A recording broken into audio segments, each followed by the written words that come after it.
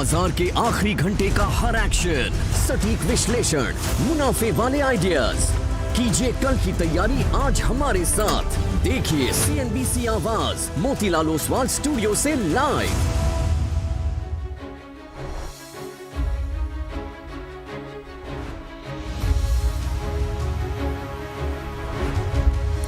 नमस्कार, CNBC आवाज़ Motilal Oswal studio में आप सभी का स्वागत है। भारतीय मार्केट्स के लिए एक शानदार दिन और कहना होगा कि आज फाइनली दिवाली वाली फीलिंग आ रही है। निफ्टी ने डबल सेंचुरी लगाई है।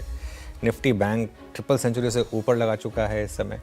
और एक अच्छी चीज़, आज मिड कैप और स्मॉल कैप यहाँ पर भी अच्छी खासी रौनक है, शानदार तेज़ी। चलिए वीरो श्रेवी में रहेंगे मेरे साथ शो में। स्टार्ट करते हैं हेडलाइंस के साथ। दिवाली से पहले ही बाजार में बुल्स ने फोड़े तेजी के पटाखे। निफ्टी 200 पॉइंट से ज़्यादा चढ़कर 25,350 के पार। बैंक निफ्टी में 400 पॉइंट का उछाल। जोरदार उछाल के साथ मिड कैप और स्मॉल कैप आज कर रहे हैं आउट परफॉर्म। इंडिया विक्स भी पड़ा ठंडा। आज के बिग स्टॉक्स स्पॉटलाइट और चार्ट जीपीटी शेयरों का बोलबाला। ठीक ठाक नतीजों के बाद करीब 6% दौड़ा परसिस्टेंट। शेयर वायदा के टॉप गेनर्स में हुआ शुमार। साथ ही गोदरेज प्रॉपर्टीज मजबूत, वहीं OMCs और पेंट शेयरों में रौनक कायम। उधर chart GPT share, IRDA, KI, angel one, MCX और भारत फोर्ज में भी तेजी बरकरार। बाजार में आज चौतरफा खरीदारी। रियल्टी इंडेक्स सबसे ज़्यादा करीब 4% उछला। गोदरेज प्रॉपर्टीज और प्रेस्टीज में सबसे ज़्यादा रैली। साथ ही सरकारी बैंक, कैपिटल मार्केट, मेटल और कैपिटल गुड शेयर में भी तेजी। अच्छे नतीजों के बाद गजब दौड़ा ICICI लोम्बार्ड। शेयर करीब 8% चढ़कर बना वायदा का टॉप गेनर। दूसरी तिमाही में कंपनी का मुनाफा करीब 18% उछला। वहीं कमजोर Q2 से साइंस DLM करीब 5% नीचे। नतीजों के लिहाज से कल बड़ा दिन। निफ्टी की 5 कंपनियां इन्फोसिस, विप्रो, इटर्नल, नेस्ले और जियो फाइनेंस के आएंगे रिजल्ट्स। करीब 2% तक बढ़ सकता है इन्फोसिस का कांस्टेंट करेंसी रेवेन्यू। मार्जिन में भी सुधार संभव। वहीं LTI, साइंट समेत वायदा के रिजल्ट्स का भी रहेगा इंतजार।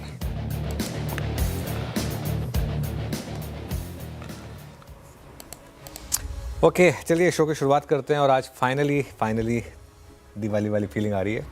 Shreya, Veeru, good afternoon. और वीरू, आज सुबह हम बात भी कर रहे थे, आई थिंक 9:30 बजे करीब, जब वो डिप आ रही थी, कि ब्रेड्थ अच्छी है और शायद एक सेकेंड हाफ में एक आपको आज एक बड़ी रैली देखने को मिल जाए। वो जो डिप थी वहाँ पर एक बाइंग अपॉर्चुनिटी रहेगी।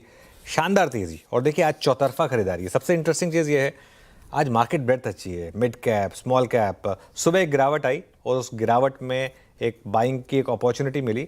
बहुत मेजर्ड डिप थी वो। सुबह की डिप अगर आप देखेंगे तो निफ्टी और बैंक निफ्टी दोनों में बहुत ही मेजर्ड डिप थी वो। और उसके बाद वहाँ से दोनों इंडेक्स में शानदार तेज़ी आई। मिड कैप और स्मॉल कैप यहाँ पर भी अच्छी खासी तेज़ी। और बैंक निफ्टी अब मुझे लग रहा है कि ऑल टाइम हाई की तरफ धीरे धीरे बढ़ रहा है। 57,628 वो लेवल है। तो कुल मिलाकर अब 800 पॉइंट के करीब रह गए हैं वहाँ से। Let's see, hope and pray कि शायद दिवाली मुहूर्त ट्रेडिंग से पहले अगर सब कुछ ठीक रहा तो हम बैंक निफ्टी तो कम से कम ऑल टाइम हाई जा दें। Let's wait and watch. बिल्कुल, फिंगर क्रॉस और शानदार। मैं भी वही कहने वाली थी कि दिवाली वाली फीलिंग आ रही है मार्केट में। मार्केट ने दिवाली सेलिब्रेशन शायद शुरू कर दी हो। और जो सुबह आप कह रहे थे कि जो डिप आई वहाँ पे खरीदारी लौट सकती है, वही होती हुई नजर आई। मार्केट एट डीज है और शानदार रैली, चौतरफा खरीदारी। मिड कैप और स्मॉल कैप में भी खरीदारी, इसलिए ब्रेथ आपको काफ़ी स्ट्रॉन्ग नजर आएगी। अब आज जो चले हैं, क्या वो रिजल्ट्स में कुछ भनक दिखा बाजार को? परसिस्टेंट और ICICI जैसे स्टॉक्स जैसे परफॉर्म कर रहे हैं, क्या ट्रिगर रहे आज चलने के लिए? और साथ ही आज की तेज़ी कितनी टिकाऊ लग रही है आपको? अब यहाँ से कौन से लेवल्स इंपॉर्टेंट होंगे निफ्टी के लिए, बैंक निफ्टी के लिए? ब्रॉडर मार्केट्स कैसा लग रहा है? काफ़ी सारा सवाल। बिल्कुल, देखिए मैं परसिस्टेंट और ICICI प्रू पर अलग से बात करूंगा कुछ देर में। लेकिन श्रेया, शायद वहाँ से ट्रिगर मिला, जो भी आप कह लें। लेकिन आज अर्निंग्स अच्छी थी और आई थिंक टेक महिंद्रा के भी अर्निंग्स अच्छे थे। हालांकि स्ट्रीट ने उसको रिवॉर्ड नहीं किया, वो अलग बात है। लेकिन ओवरऑल आई थिंक नंबर्स अच्छे थे। मार्केट थोड़ा सा प्राइसिंग कर रहा है कि आगे जाते हुए और अर्निंग्स शायद थोड़ी सी इंप्रूव हो सकती हैं। कल भी हमने एक बात की थी कि कल की गिरावट को सिर्फ एक्सपायरी से जोड़ के देखें और कोई दिक्कत की बात नहीं थी। पिछले मंगलवार को भी यही हुआ था इस वजह से। और बुधवार नॉर्मली हमारे लिए ट्रेंडिंग डे रहता है। अगर आप पहले घंटे का हाई निकाल दें तो नॉर्मली बुधवार हमारे लिए एक सबसे अच्छे दिनों में से एक माना जाता है, क्योंकि लोग ट्यूसडे को एक्सपायरी की ट्रेड कर रहे होते हैं, थर्सडे की एक्सपायरी की ट्रेड कर रहे होते हैं, वेडनेसडे को ट्रेड नहीं कर रहा होता और उस दिन मामला मार्केट के लिए अच्छा हो जाता है। अब देखिए निफ्टी पर मुझे लग रहा है कि 25,400 से 25,450 का एक जोन ओपन हुआ है। ये थोड़ा टफ जोन है मार्केट के लिए और मुझे लग रहा है यहाँ थोड़ी प्रॉफिट बुकिंग भी आ सकती है। लेकिन अगर आपने 25,450 क्रॉस कर लिया और उसके ऊपर बंद हो गए ना श्रेया, उसके बाद फिर मैसिव शॉर्ट कवरिंग आएगी। और निफ्टी ने एक चीज़ की है, 25,450 के ऊपर 25,800 का रास्ता खुलेगा बाय द वे। उसके बाद कोई बड़ी रेजिस्टेंस नहीं है 25,800 तक, और 25,800 के बाद फिर सीधा ऑल टाइम हाई। वैसे मैं एक बात बताऊं, लोगों को ये बात थोड़ी अजीब लगेगी, मैं पिछले 3-4 हफ्तों से, मैं जब से जीएसटी कट हुआ उसके बाद से मैंने एक व्यू लिया है कि ये वाला जो संवत है ना, इसमें बहुत तेज़ी आ सकती है। और एक साल में मुझे हैरानी नहीं होगी अगर निफ्टी, अब लोग हंसेंगे मेरी बात पर, लेकिन एक साल में अगर निफ्टी 30,000 भी पहुंच जाए तो मुझे हैरानी नहीं होगी। मैं बहुत तोल के अपने शब्दों को बोल रहा हूँ कि पिछले एक साल में मार्केट ने कुछ नहीं किया है, तो एक मीन रिवर्जन हमेशा प्ले आउट होता है। और ठीक है, अभी लोगों को अजीब लग रहा होगा, मैं मान रहा हूँ बात को, खैर one step at A time. 25,300 तक की कोई भी गिरावट, एक तो बेस कंफर्म हुआ है 25,050 का। 25,050 का बेस अब कंफर्म हो गया है। कल 25,050 का लो था, आज 25,160 का लो है। 25,250 के ट्रेलिंग स्टॉप के साथ अब लॉन्ग रहें इस मार्केट में, और कोई भी डिप मिल जाए आपको 25,300 तक की तो उसको बाय करें। बैंक निफ्टी भी डिस्कस कर लेते हैं। बैंक निफ्टी में तो आई थिंक हम पिछले एक महीने से एक व्यू लिया हुआ है कि अब ये ऑल टाइम हाई की तरफ जा रहा है। जब से जीएसटी कट हुआ है उसके बाद से, और उसके बाद आरबीआई पॉलिसी ने भी सपोर्ट किया है, अब ये नहीं रुकने वाला। और 57,000 पर थोड़ी रेजिस्टेंस मिल सकती है, पॉसिबल है कि 57,000 पर आपको लगे थोड़ा सा एक रेजिस्टेंस, लेकिन 56,200 पर एक स्ट्रॉन्ग बॉटम बनाया है बैंक निफ्टी ने। कल का लो था जो, लॉन्ग रहे यहाँ पर, और आज का लो 56,500, इसको बेसिकली एक स्टॉप लॉस समझ लें। Veeru good afternoon, stock specific कैसे मूव्स रहे आज? बिल्कुल अनुज, स्टॉक स्पेसिफिक बहुत अच्छे मूव है, बस दिक्कत यह है कि प्रॉब्लम ऑफ प्लेंटी है, लेकिन इस वक्त क्या पिक करें, दैट्स इंपॉर्टेंट। जो ब्रेकआउट के एज पे है, बिल्डअप बहुत स्ट्रॉन्ग है। पहला स्टॉक में रखना चाहूँगा अदानी ग्रुप के स्टॉक्स में से, that's Adani ports. Price screen पे लिख के रख देता हूँ, अभी करीब करीब स्पॉट में है 1447.20। एक classical inverted head and shoulder 5 जून 2025 से लेकर अब तक की अगर मैं पूरी की पूरी स्लोपिंग डाउनवर्ड चैनल को एक ड्रॉ करूँ, जरा प्लीज़ मल्टी मंथ चार्ट रखिएगा, तो इस फॉलोइंग चैनल को ये ब्रीच करता हुआ 1440 की कॉल में शॉर्ट कवरिंग, जो कि क्लियर एक इंडिकेशन है कि ये स्टॉक इस ट्रैजेक्टरी से बाहर निकलने की तैयारी कर रहा है। ओआई देखिए, दैट्स गुड, अच्छा है, लेकिन उससे महत्वपूर्ण बात यह है कि वो जो 1440 का कॉल आइटर है वो इंडिकेशन दे रहा है कि ये इस जोन से बाहर निकलने की तैयारी कर रहा है। पहले शॉर्ट कवरिंग हुई, अब ओआई बढ़ रहा है। तो पहला स्टॉक है वो है अदानी पोर्ट्स। दूसरा रखूंगा मैं स्क्रीन पे, प्लीज़ दिखाइएगा, चोला फाइनेंस। चोला फाइनेंस हालांकि इंट्राडे में चल चुका है, 3% ऊपर है, लेकिन 1683 पर अब ये अपना ऑल टाइम हाई ट्रैजेक्टरी में एंटर कर चुका है।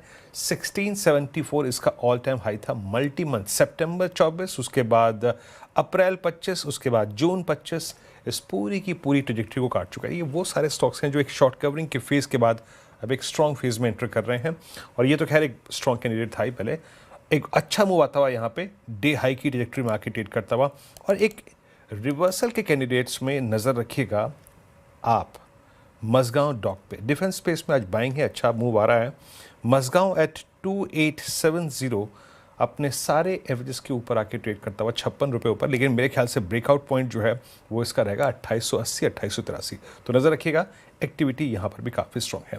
पर अनुज, आज एक चीज़ और है, बैंक निफ्टी 56,770 पे 57,000 पार नहीं हुआ, लेकिन एक्स ऑफ बैंक अगर आप देखें आज मार्केट ने कंट्रीब्यूट किया।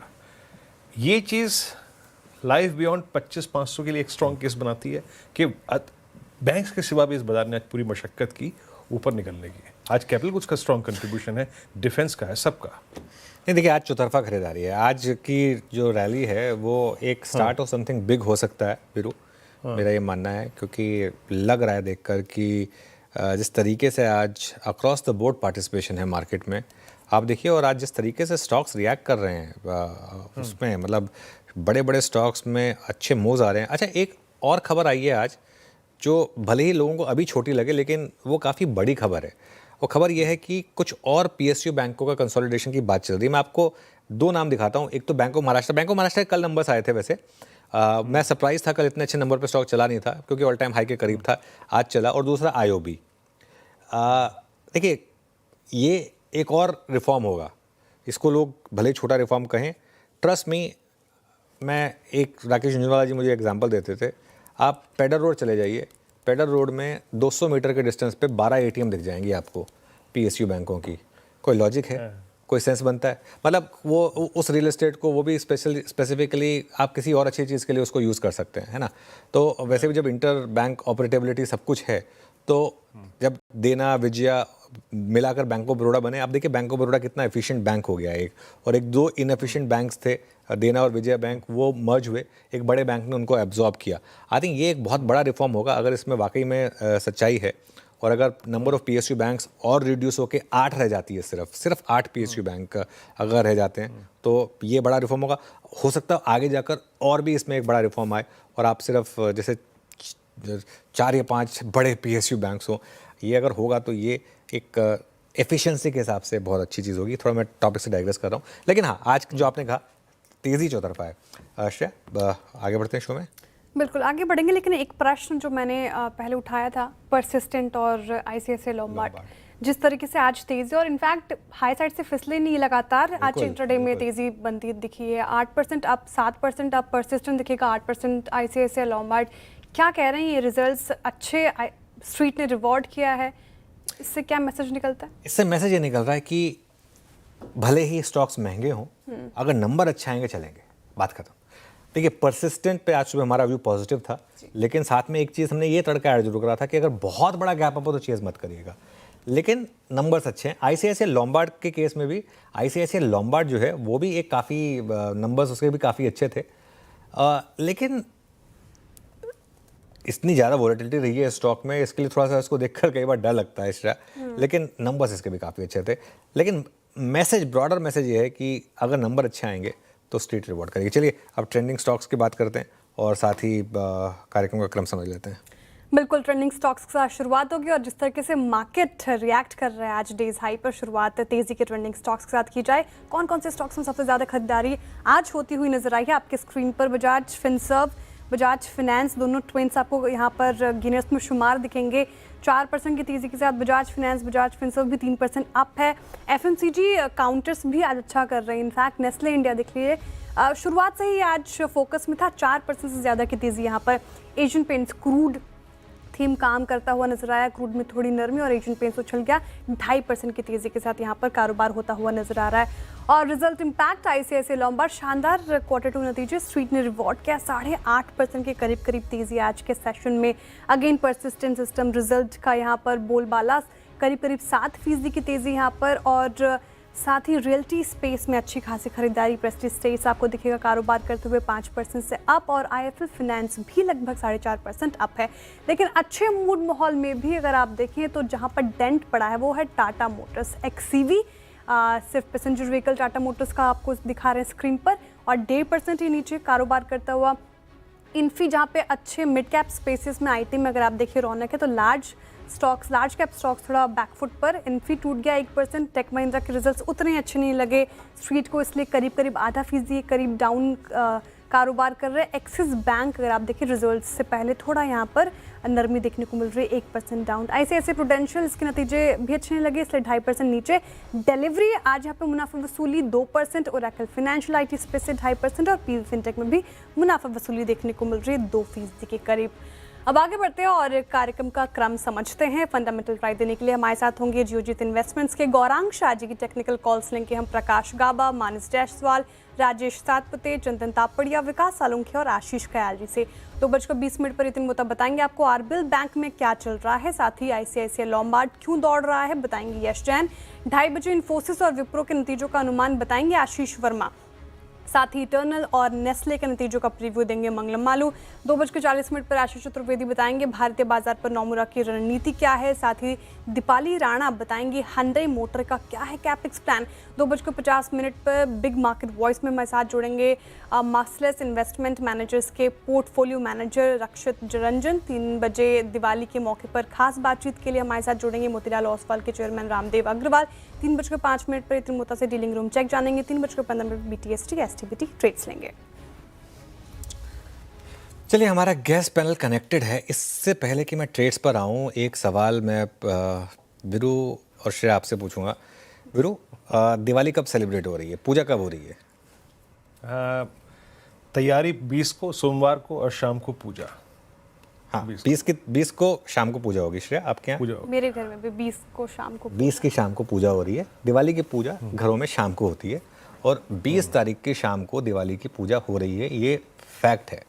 अब इशू क्या हो गया है, दिवाली की पूजा होती है, हम सब बचपन से दिवाली की पूजा करते आए एक प्रोसेस के साथ। सुबह उठते हैं, सुबह उठकर नहा धोकर शॉपिंग करने जाते हैं, नारियल लेना होता है, पान लेना होता है, कपूर लेना होता है, वो सब उसी दिन लिया जाता है। सुबह दादर की मार्केट में से कई लोग जाकर फूल लेकर आते हैं, जिनको एकदम ही फ्रेश फूल चाहिए होते हैं, वो माला होती है उसकी, वो लेकर आनी होती है, आपको सब कुछ करना होता है। वो उसी दिन सुबह होता है काम, उसी दिन सुबह होता है। कोई उस दिन फिर पूजा की शॉपिंग कैसे करेगा? 20 तारीख को पूरा दिन मार्केट खुला है, पूरा दिन 20 तारीख को मार्केट खुला है यहाँ पर इस समय पर।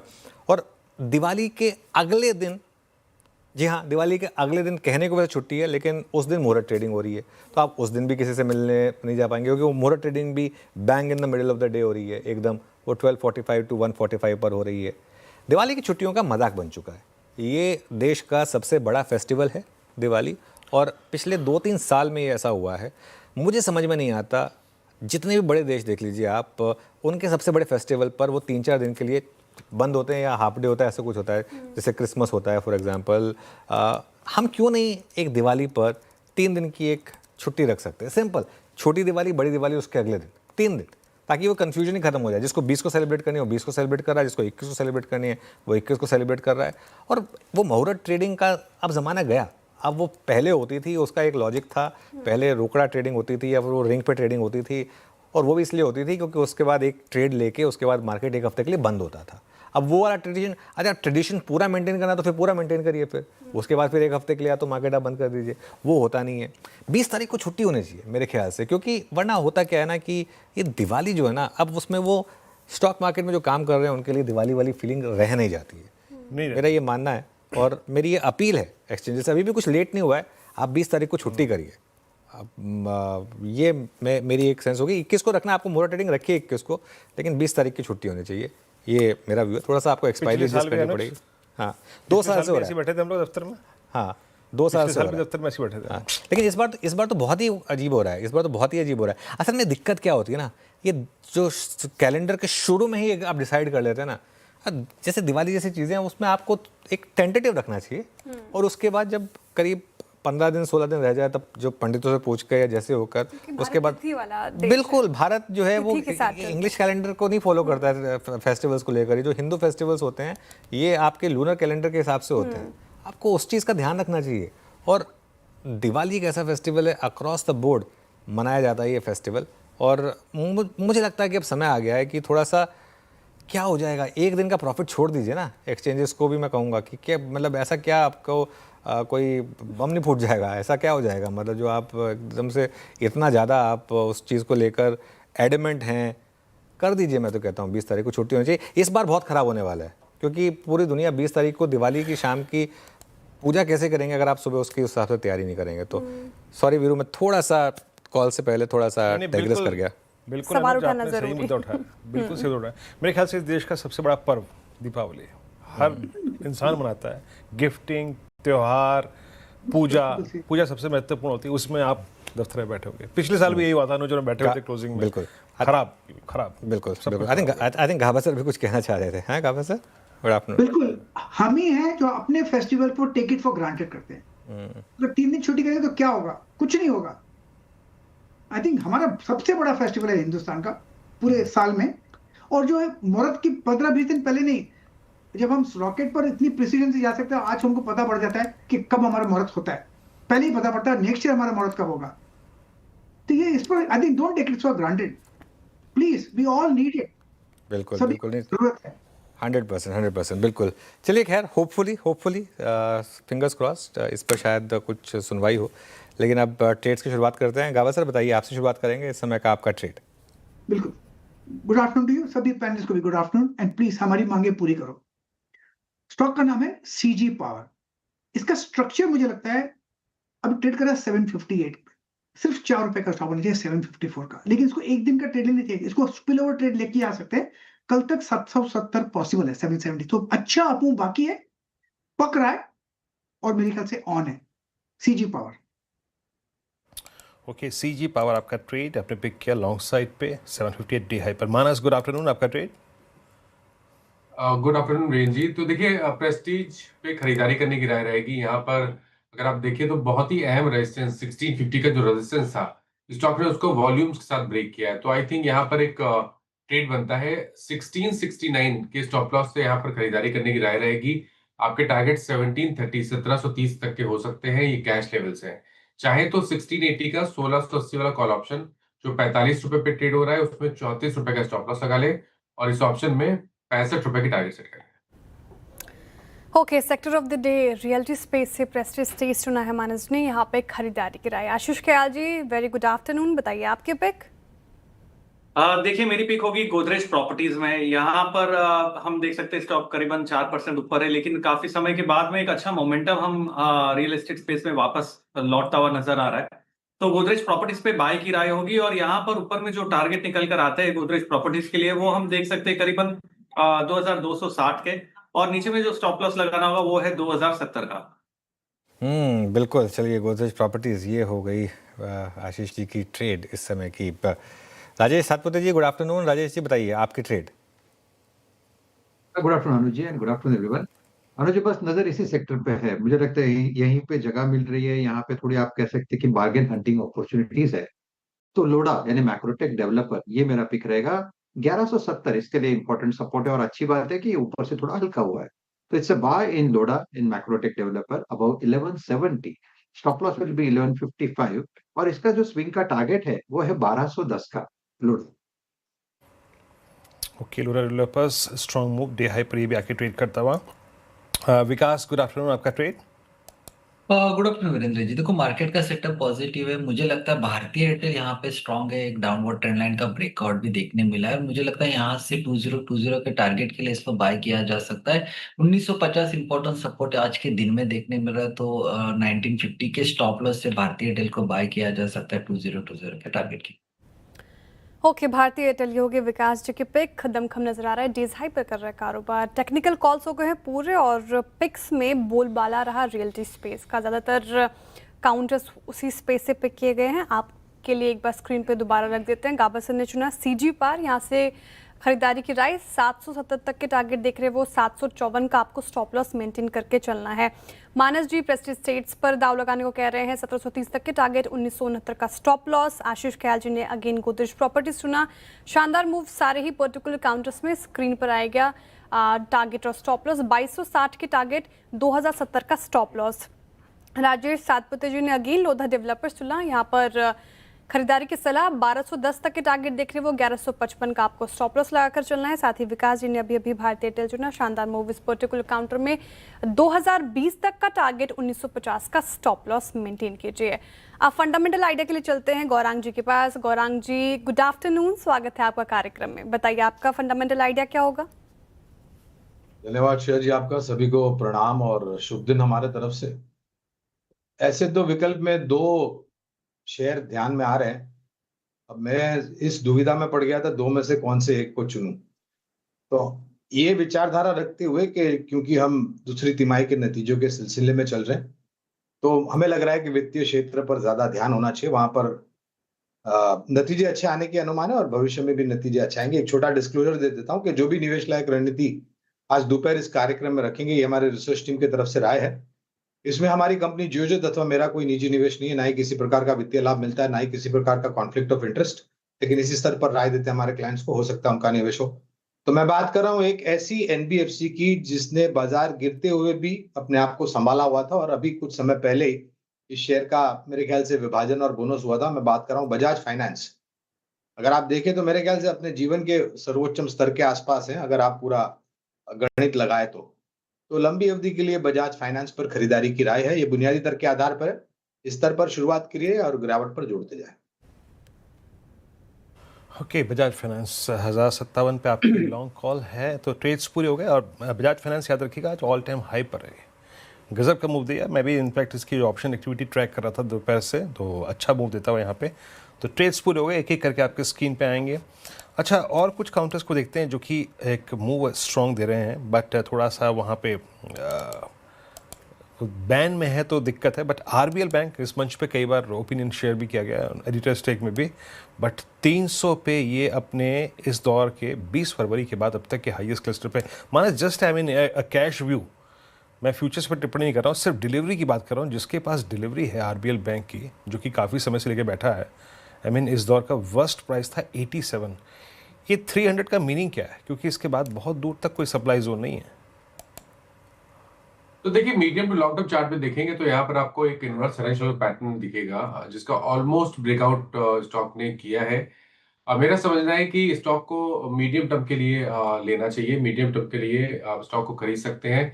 स्टॉप लॉस बड़ा जरूर है, करीब 258 के स्टॉप लॉस से यहाँ पर पोजीशन बनाई जा सकती है, क्योंकि अगर एक मीडियम टर्म के टारगेट सेट करने हो तो वो 400-420 रुपए के आसपास के आते हैं। तो आई थिंक हर करेक्शन पे खरीदारी करें और 260 के नीचे स्टॉप लॉस लगाएं। ओके, हर करेक्शन पर खरीदारी करें और 260 के नीचे का स्टॉप लॉस मेंटेन करना है। शानदार रैली आरबीएल बैंक में 2.5% से ज़्यादा की तेज़ी, लेकिन सवाल उठ रहा है कि आखिर इसमें तेज़ी है क्यों। ये बताने के लिए यतिन जी मौजूद हैं स्टूडियोज़ में। यतिन जी, गुड आफ्टरनून। बताइए आरबीएल बैंक में जो तेज़ी हमें देखने को मिल रही है, इसके पीछे के कारण क्या है?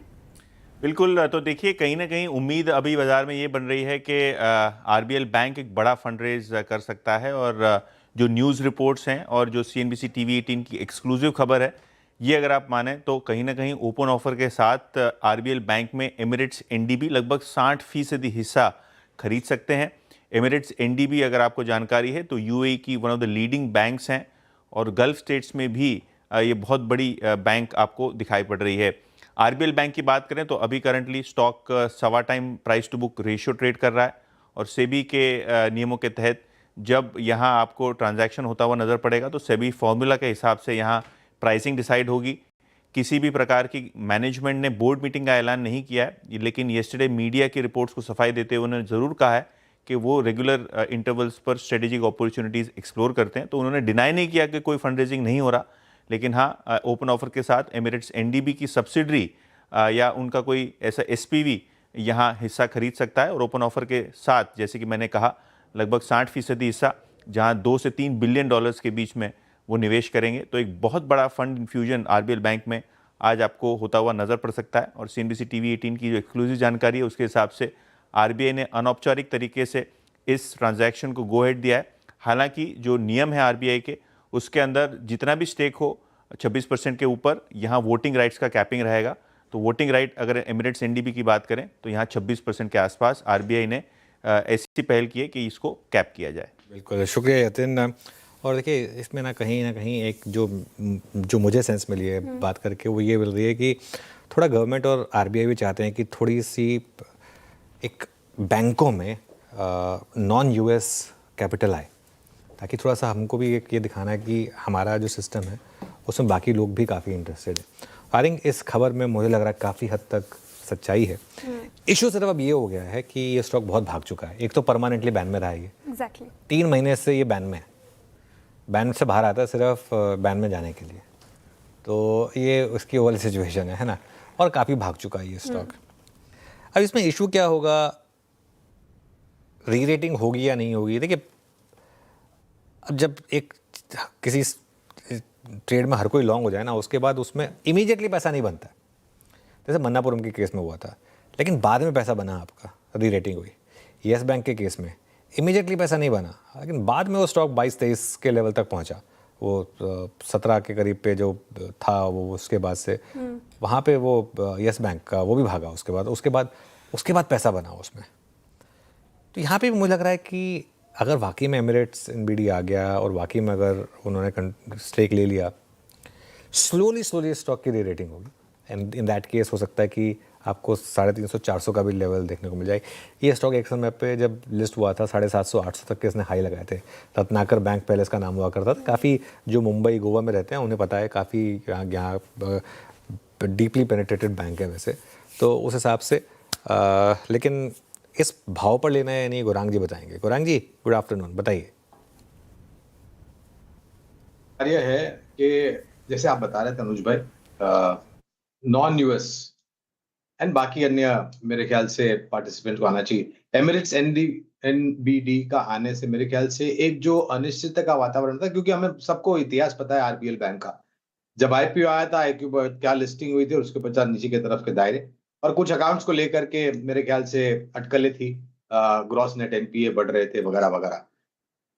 अनुशासन वित्तीय क्षेत्र में होना बहुत ही अनिवार्य है अनुज भाई, क्योंकि अगर वो नहीं होगा तो उसका जो एक डोमिनो इफेक्ट है वो बाकी अन्य क्षेत्रों पर आएगा और फिर जो परिस्थिति है वो काबू के बाहर निकल जाएगी। अच्छी मेरे ख्याल से ये खबर है। बात करें तो एक डिस्क्लोजर दे देते हैं कि आरबीएल बैंक पर काफी लंबे समय से हमारी खरीदारी की राय रही है और ये जो परिवर्तन हो रहा है उसके कारण मेरे ख्याल से हमारी जो रिसर्च टीम है वो अपने लक्ष्यांक में भी परिवर्तन करना चाहेगी आने वाले भविष्य में, नतीजों को ध्यान में रखते हुए। ओके, तो ये है जनाब आरबीएल बैंक पे एडिटर स्टेक और साथ ही साथ गौरांग जी की राय। एक बार लेके आइए आप निफ्टी आईटी। जस्ट मैं आपको एक थोड़ी सी स्पॉटिंग की है उसको दिखा रहा हूँ यहाँ पे। निफ्टी आईटी इस वक्त लगभग 0.63% यानी 50 डे के ऊपर ट्रेड करता हुआ मोर और लेस डे हाई पर लेके आइए। एक बार आप कोफोज कहेंगे आप जनाब ये 2.5-3% ऊपर है, बट बात 2.5-3% की नहीं है। आप देखिए मूव अभी भी शार्प आता हुआ एक इंट्राडे ब्रेकआउट की तरफ बढ़ता हुआ 1770 और मैं इस स्टॉक को देख रहा था, इसमें 1780 की कॉल में आज सुपर बिल्डअप है, 1800 की कॉल में शॉर्ट कवरिंग और 1840 में बिल्डअप है। 1800 की कॉल में शॉर्ट कवरिंग स्टार्ट हो गई है।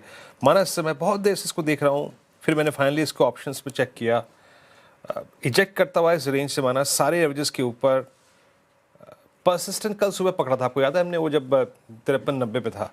आज कुछ वैसा ही ये रिएक्शन दे रहा है कोफोच, आपका टेक इस पे? तो देखिए व्यू पॉजिटिव है, शॉर्ट लिस्ट किया हुआ था इस पे, हमने अपने क्लाइंट्स को भी रिकमेंडेशन दिया है, तो ये डिस्क्लोजर है। अगर चाहें तो अभी भी क्योंकि जिस तरह के पैटर्न है उसको देख के लग रहा है कि 1850 की तरफ स्टॉक जाने की कोशिश करेगा, तो यहाँ पर 1760 का कॉल ऑप्शन लिया जा सकता है। 57 रुपीज पे ट्रेड हो रहा है, इसमें आपको 44 रुपीज के स्टॉप लॉस से खरीदारी करनी है और 85 रुपीज की टारगेट सेट करना है। कोफोज डे हाई। चलिए अब एक काम करते हैं, एक ब्रेक के लिए बढ़ रहे हैं। Markets still at day high, Nifty करीब 25,330 पर उस ट्रैजेक्टरी के आसपास ट्रेड कर रहा है। एक ब्रेक के लिए चलते हैं, ब्रेक के बाद जब आएंगे तो अपने segmental trades, stop, cash call, option trades सबकी शुरुआत करेंगे। हासिल होते हैं कुछ मिनट्स के बाद।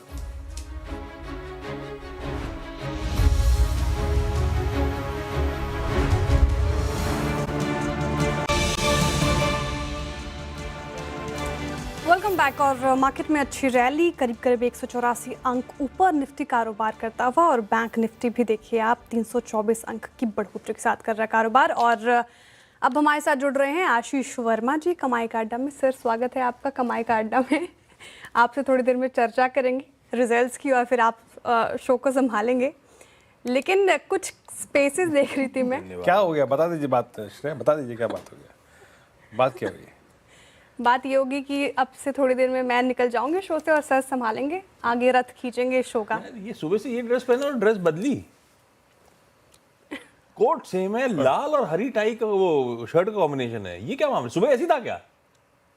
सुबह ऐसी था महाराज, कोई होली थोड़ी कि मैं कपड़े चेंज करता रहूंगा भाई। ये सुबह से यही पहना हुआ है। नहीं बादाम सर, सुबह सुबह आमंड्स खाने से याददाश्त अच्छी होती है। कहाँ खाने का मौज? आलमंड वो भी आमंड्स क्या बोलेंगे? आमंड्स आमंड्स की चर्चा हो रही है एफएमसीजी स्टॉक्स पर। मैं देख रही थी गौरांग जी। श्रेया पूरी खुश है, मैं बताऊं श्रेया की खुशी जो है वो समाई जा रही है क्योंकि छुट्टी पे जा रही है ना, समझ रहे हो आप? छुट्टी हम सब उधड़पुर में लगे हुए हैं, 20, 21, 22, 23, 24, 25 घर जाने वाली हैं दीपावली के लिए। फ्राइडे तक हूँ सर, सैटरडे संडे। कोई नहीं, जाना भी चाहिए शुरू में, तो शुरू में जाना चाहिए। फ्लाइट बुक करी? फ्लाइट की बहुत महंगी पड़ी फ्लाइट, पर करना पड़ता है। रिटर्न फ्लाइट तो मतलब इन्होंने एफडी तोड़वा लिया होगा अपना। चलिए अब आगे बढ़ते हैं। और गौरांग जी काउंटर्स देख रही थी मैं, एफएमसीजी स्पेस में आज थोड़ी बहुत अच्छी खासी रैली देखने को मिल रही है। आप 1% देखिए, आप एफएमसीजी काफ़ी दिनों बाद नजर आया है। और नेस्ले देखिए, एक बार नेस्ले का चार्ट रखेंगे स्क्रीन पर, 4% ही पर्टिकुलर काउंटर अप आज के सेशन में। और सुबह बात भी हो रही थी गाबा से नेस्ले इंडिया पर, कह रहे थे कि शानदार रैली हो सकती है, फिर इंट्राडे में भागा भी। अब क्या लग रहा है, एफएमसीजी में दमखम नजर आ रहा है? अब वो जीएसटी कट का जो फायदा अब क्या नजर आएगा और क्या करना चाहिए नेस्ले इंडिया में? देखिए श्रेया, पहले तो ये समझना अनिवार्य है कि 22 सितंबर को अगर नया जीएसटी का अवतार 2.0 लागू हुआ है तो उसका ये अर्थ नहीं होता है कि 23 सितंबर से एफएमसीजी कंपनियों की बिक्री दोगुनी हो जाएगी और मुनाफा भी उतना ही बढ़ेगा।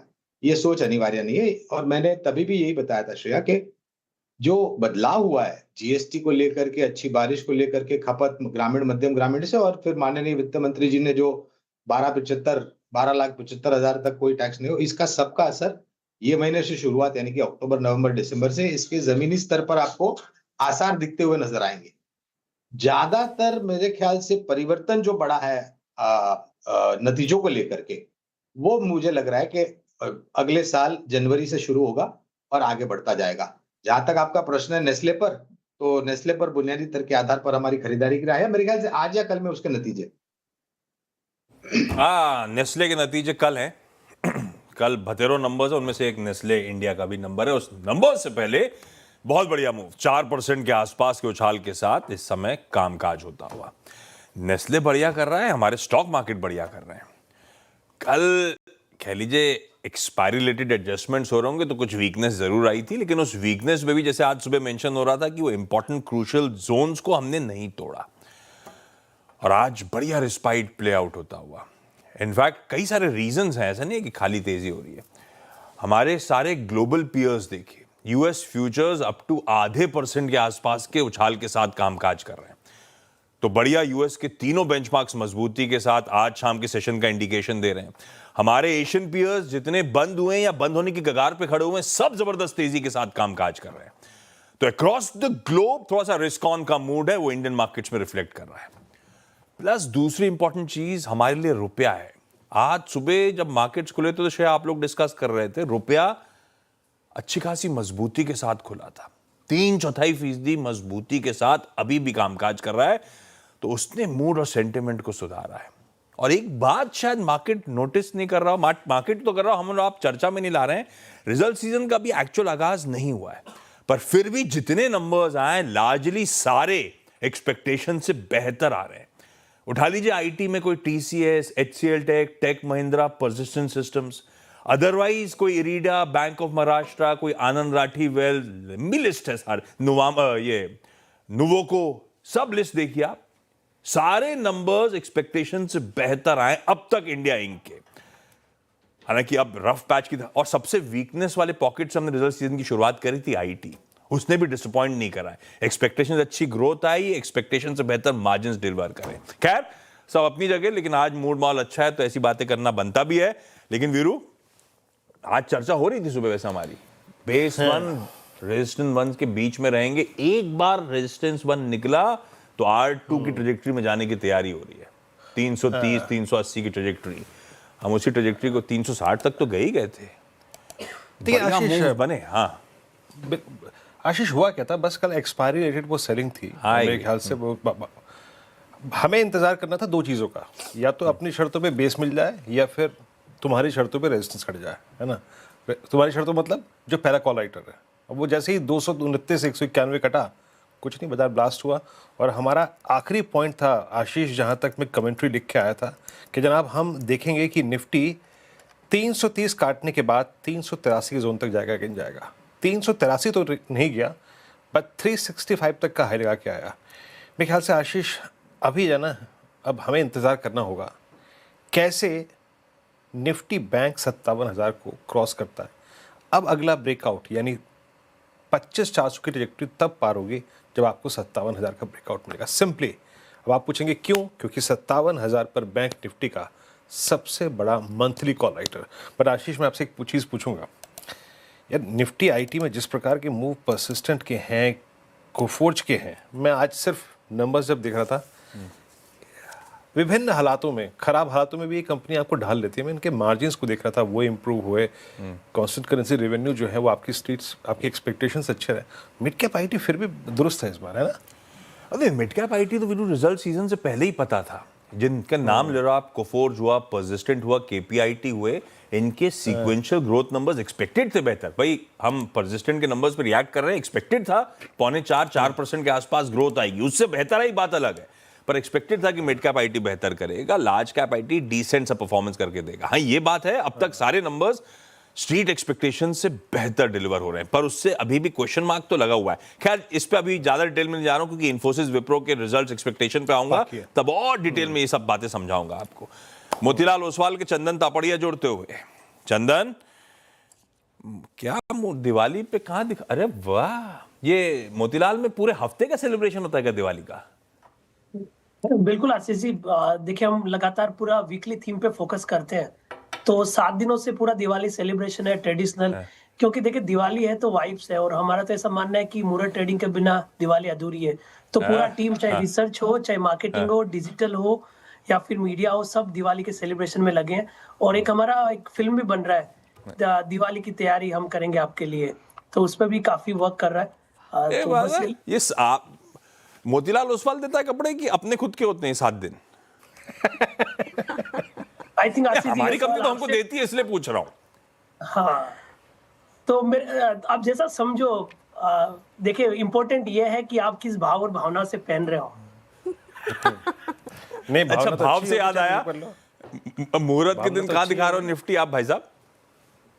बिल्कुल, मेरे हिसाब से मोमेंटम इंटेक्ट है, और देखिए आशीष जी, लगभग 4 महीने हो गए इंडेक्स 24,400 से 25,500 की रेंज में फंसा हुआ है, बट पिछले 3-4 दिनों में उठापटक के बावजूद भी हायर बेस बने हैं और 25,000 के सपोर्ट यहाँ पे बन रहा है, और जिस हिसाब से मोमेंटम बना है, सेंटिमेंट थोड़ा सुधर रहा है, ब्रॉड बेस बाइंग आ रही है, लग रहा है 25,750 से लेके 26,000 तक के अटेम्प्ट बनने चाहिए। तो कहने की अब की बार 26,000 के बियॉन्ड तक का मूवमेंट मार्केट में आने वाले कुछ दिनों में लग रहा है। मुझे वही लग रही थी। ओके, ठीक है चंदन जी, बहुत शुक्रिया बताने के लिए लेवल्स कहाँ तक पहुँच सकते हैं निफ्टी के। इस वक्त का आपका ट्रेड क्या होगा? मार्केट में अच्छा रिएक्शन? बिल्कुल, देखिए कहीं ना कहीं फेस्टिविटी है और कंजम्पशन थीम पे ही फोकस रहेगा। कंजम्पशन में 2-3 चीजें, एक तो आप चाहे न्यू एज कंपनीज की बात करें या फिर एयरलाइंस की बात करें, फाइनेंशियल भी सब अच्छा परफॉर्म कर रहे हैं, बट एक पिक के लिए मैं फोकस करना चाहूंगा यहाँ पे इंडिगो पे। इंडिगो में लगभग पिछले 32-33 दिन का कंसोलिडेशन ब्रेकआउट देखने को मिला है, 50 डे एक्सपोनेंशियल मूविंग एवरेज को सरपास हुआ है। डेरिवेटिव्स डेटा की बात करें तो यहाँ पे ओपन इंटरेस्ट एक्टिविटी देखने को मिल रही है, तो इंडिगो पे खरीदारी की सलाह रहेगी, और यहाँ पे 5750 के सपोर्ट से कहीं 6040 तक के टारगेट बनने चाहिए। 6040 तक के टारगेट। इंडिगो एविएशन शानदार रैली, 2% अप, और क्रूड में जो नरमी आई है उसका एक बड़ा फायदा इंटरग्लोब एविएशन को भी होता हुआ नजर आ रहा है। चलिए, वक्त हो रहा है टॉप कैश कॉल का। गावस्कर है हमारे साथ, आशीष कयाल जी और सालुंखे जी हैं हमारे साथ। विकास जी, आपसे शुरुआत करना चाहूंगी, बताइए टॉप कैश कॉल के लिए कौन सा स्टॉक? देखो, एबी कैपिटल मुझे स्ट्रांग लग रहा है, 303 के ऊपर अभी ट्रेड करते हुए देखने मिल रहा है। 296 का इंपॉर्टेंट सपोर्ट अभी यहाँ पे बन चुका है, तो 296 के स्टॉप लॉस में इसमें बाइंग पोजीशन बनाई जा सकती है। ऊपर में जो लेवल्स देखने मिल रहे हैं 324 के आसपास के अच्छा अपमूव यहाँ पे देखने मिल सकता है, तो यहाँ से एक अच्छा अपमूव इस काउंटर में आते हुए देखने मिल सकता है, और ये काउंटर जो है हमने हमारे क्लाइंट को भी रिकमेंड कर चुके हैं, तो यहाँ पे एक अच्छा रुझान देखने मिल रहा है पॉजिटिव साइड में, तो एबी कैपिटल बाय कॉल रहेगा। ओके, एबी कैपिटल आपकी बाय 303 पे कैश कॉल में, और ये वाकई अच्छा मूव देती हुई। आशीष जी, आपका ट्रेड? देखिए, होम फर्स्ट में यहाँ पर अच्छा खासा रुझान इमर्ज हो रहा है काफी समय के बाद में। ये स्टॉक ने एक डबल बॉटम बनाया है अपना, करीबन 1160 1170 के लेवल्स के आसपास। आज बहुत अच्छा स्ट्रॉन्ग ट्रेंड है, 20 डीएमए के ऊपर भी आया स्टॉक, और यहाँ से गुंजाइश है कि थर्ड वेव की शुरुआत हो सकती है, तो यहाँ पे लॉन्ग पोजीशंस क्रिएट की जा सकती है। ऊपर में टारगेट जो है वो 1340 का है, और स्टॉप लॉस लगाना होगा 1225 का। होम फर्स्ट कयाल साहब को पसंद आ रहा है। गाबा सर कहाँ है यार? Gaba sir, good afternoon. आज का preferred cash call. Good afternoon dear. और स्टॉक का नाम है HDFC लाइफ। स्टॉक के हिसाब से एक अपमूव मिलना चाहिए, लेकिन आज का नहीं देखना चाहिए। आज का देखना है तो 770, लेकिन 780 ये जोन है, वहां तक जाना चाहिए आजकल में। स्टॉप लगाना चाहिए 755 का, ज्यादा नहीं। HDFC life. भाई साहब, इसके रिजल्ट आने वाले हैं। एक्सिस बैंक और HDFC लाइफ निफ्टी के आज जो 2 नंबर्स आने, उनमें से एक गावा सर की प्रेफर्ड पिक है। ये यहाँ से अच्छी तेजी डिलीवर कर सकता है। वैसे रिजल्ट्स ही नहीं आने, रिजल्ट्स के साथ साथ मेरे ख्याल से बोनस डोल आउट पे भी कंपनी का बोर्ड विचार करने वाला है। नहीं, वो तो HDFC AMC में है, सॉरी, बोनस HDFC लाइफ के नंबर्स हैं। खैर, आज के कैश कॉल्स हो गए। विकास ने आदित्य बिरला कैपिटल चुना, कयाल साहब ने होम फर्स्ट, और गाबा सर ने HDFC लाइफ पे दाव लगाने की बात करी है। भाई साहब ब्रेथ 2:1 एडवांसेस के फेवर में, तो respite across the board screens पे आपको इस समय नजर आएगी। कुछ स्टॉक स्पेसिफिक हरकत वीरू हो तो उसे मैप कर लो पहले आप, फिर उसके बाद चलें कल, क्योंकि रिजल्ट हैवी डे, तो इंपॉर्टेंट नंबर्स के अपन पोल प्रीव्यूज कर लेंगे।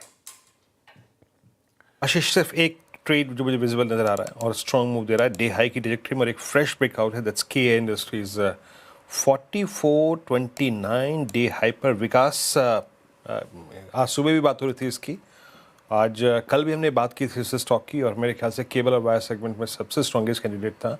इनफैक्ट आशीष से बात कर लेता हूँ। आशीष, आपका व्यू क्या है? आशीष कयाल जी 46 के लिए प्रिपेयर कर रहा है कि अपने आप को, जो कि दिसंबर 2024 की हाईएस्ट ट्रैजेक्टरी है?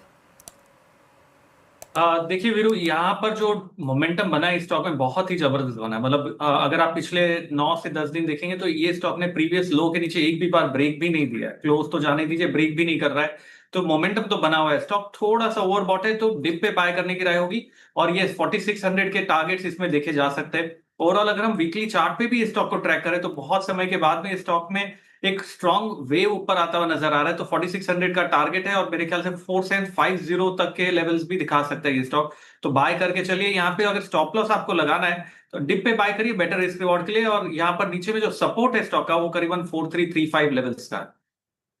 केया इंडस्ट्रीज बाय ऑन डिप्स का व्यू बनाइए। अच्छा, आज सुबह से हम लोग चर्चा कर रहे हैं Hyundai की। Hyundai आज अपना इन्वेस्टर डे बना रहा है। अभी यतिन जुड़े थे आरबीएल बैंक पे, तो आरबीएल बैंक के प्रेजेंटेशन के बाद वो भी चले गए Hyundai के इन्वेस्टर डे पे। मेगा इन्वेस्टमेंट प्लान्स Hyundai ने हाईलाइट किए। क्या है इनका विजन 2030? इस पे बातचीत करने के लिए दीपाली जुड़ती हुई। दीपाली, हाय, गुड आफ्टरनून। क्या करना चाहता है Hyundai? Hyundai के बहुत अग्रेसिव प्लान हैं, और टारगेट यही है कि मार्केट कैप्चर करे, एसयूवीज में प्रेजेंस बढ़ाए, कैपेसिटी बढ़ाए, ज़्यादा से ज़्यादा गाड़ियां बेचे, और मोस्ट इंपॉर्टेंट मार्केट शेयर को इंक्रीज करके सेकंड नंबर के स्पॉट पे बना रहे, जो कि थोड़ा सा डगमगाता हुआ दिखाई दिया है। और इसीलिए आज इन्वेस्टर डे में पूरा रोड मैप उन्होंने बताया कि अगले 4-5 सालों में वो क्या करने वाले हैं, और अग्रेसिव प्लान है कहना होगा। 45,000 करोड़ के इन्वेस्टमेंट्स की वो बात कर रहे हैं बाय 2030, जिसमें 60% इन्वेस्टमेंट्स तो जाएंगी R&D में, बाकी इन्वेस्टमेंट्स जाएंगी प्रोडक्ट्स पर, कैपेसिटी एक्सपेंशन पर। इसके अलावा 11 से 14% के रेंज में ऑपरेटिंग मार्जिन्स वो गाइड कर रहे हैं बाय 2030। डोमेस्टिक सेल्स में 7% की कंपाउंडेड एनुअल ग्रोथ रह सकती है ओवर नेक्स्ट 5 ईयर्स, ये उन्होंने प्रोजेक्ट किया है। हेल्दी डिविडेंड पे आउट की बात भी की है इन्वेस्टर्स को रुझाने के लिए 20 से 40% तक की। इतना ही नहीं, FY30 तक उन्होंने गाइड किया है कि जो डोमेस्टिक मार्केट शेयर है उनका, वो लगभग 15% तक ले जाने का वो एम करेंगे। अभी 10%, 12% इस रेंज में रहा है। इतना ही नहीं, एक्सपोर्ट कंट्रीब्यूशन को भी उनको इंक्रीज करना है। इनफैक्ट ये बात तो Hyundai की तरफ से हमने पहले भी आते हुए देखी है, अर्निंग्स के दौरान भी, कि मेक इन इंडिया पर वो फोकस कर रहे हैं, इंडियन मार्केट्स को एक्सपोर्ट हब के तौर पे देख रहे हैं, और इसीलिए 30% कंट्रीब्यूशन ओवरऑल सेल्स में एक्सपोर्ट्स की तरफ से रहेगा बाय 2030, ये वो एम करके चल रहे हैं। अच्छा, मॉडल्स की पाइपलाइन भी उन्होंने शेयर की है। अगले 4-5 सालों में 26 नए मॉडल्स आएंगे, और इन 26 नए मॉडल्स में जो 7 होंगे वो ऑल न्यू नेम प्लेट्स होंगे, यानी ऑल न्यू प्रोडक्ट्स होंगे 7 लगभग। बाकी अपग्रेड्स हो सकते हैं इंजन, अलग अलग इंजन कैपेसिटी के साथ, या फेसलिफ्ट हो सकते हैं। इंपॉर्टेंट ये है कि Hyundai की तरफ से ये एक बयान और आया है इस इन्वेस्टर डे में कि by 2030 Hyundai India global road map पे सेकंड लार्जेस्ट रीजन रहेगा। Indian markets in fact second largest region रहेंगे Hyundai इंडिया के तौर पे। लग्जरी एक ब्रांड है इनकी, जेनेसिस, साउथ कोरिया में काफ़ी पॉपुलर है, उसको भी इंडिया में लेकर आएंगे वो बाय 2027।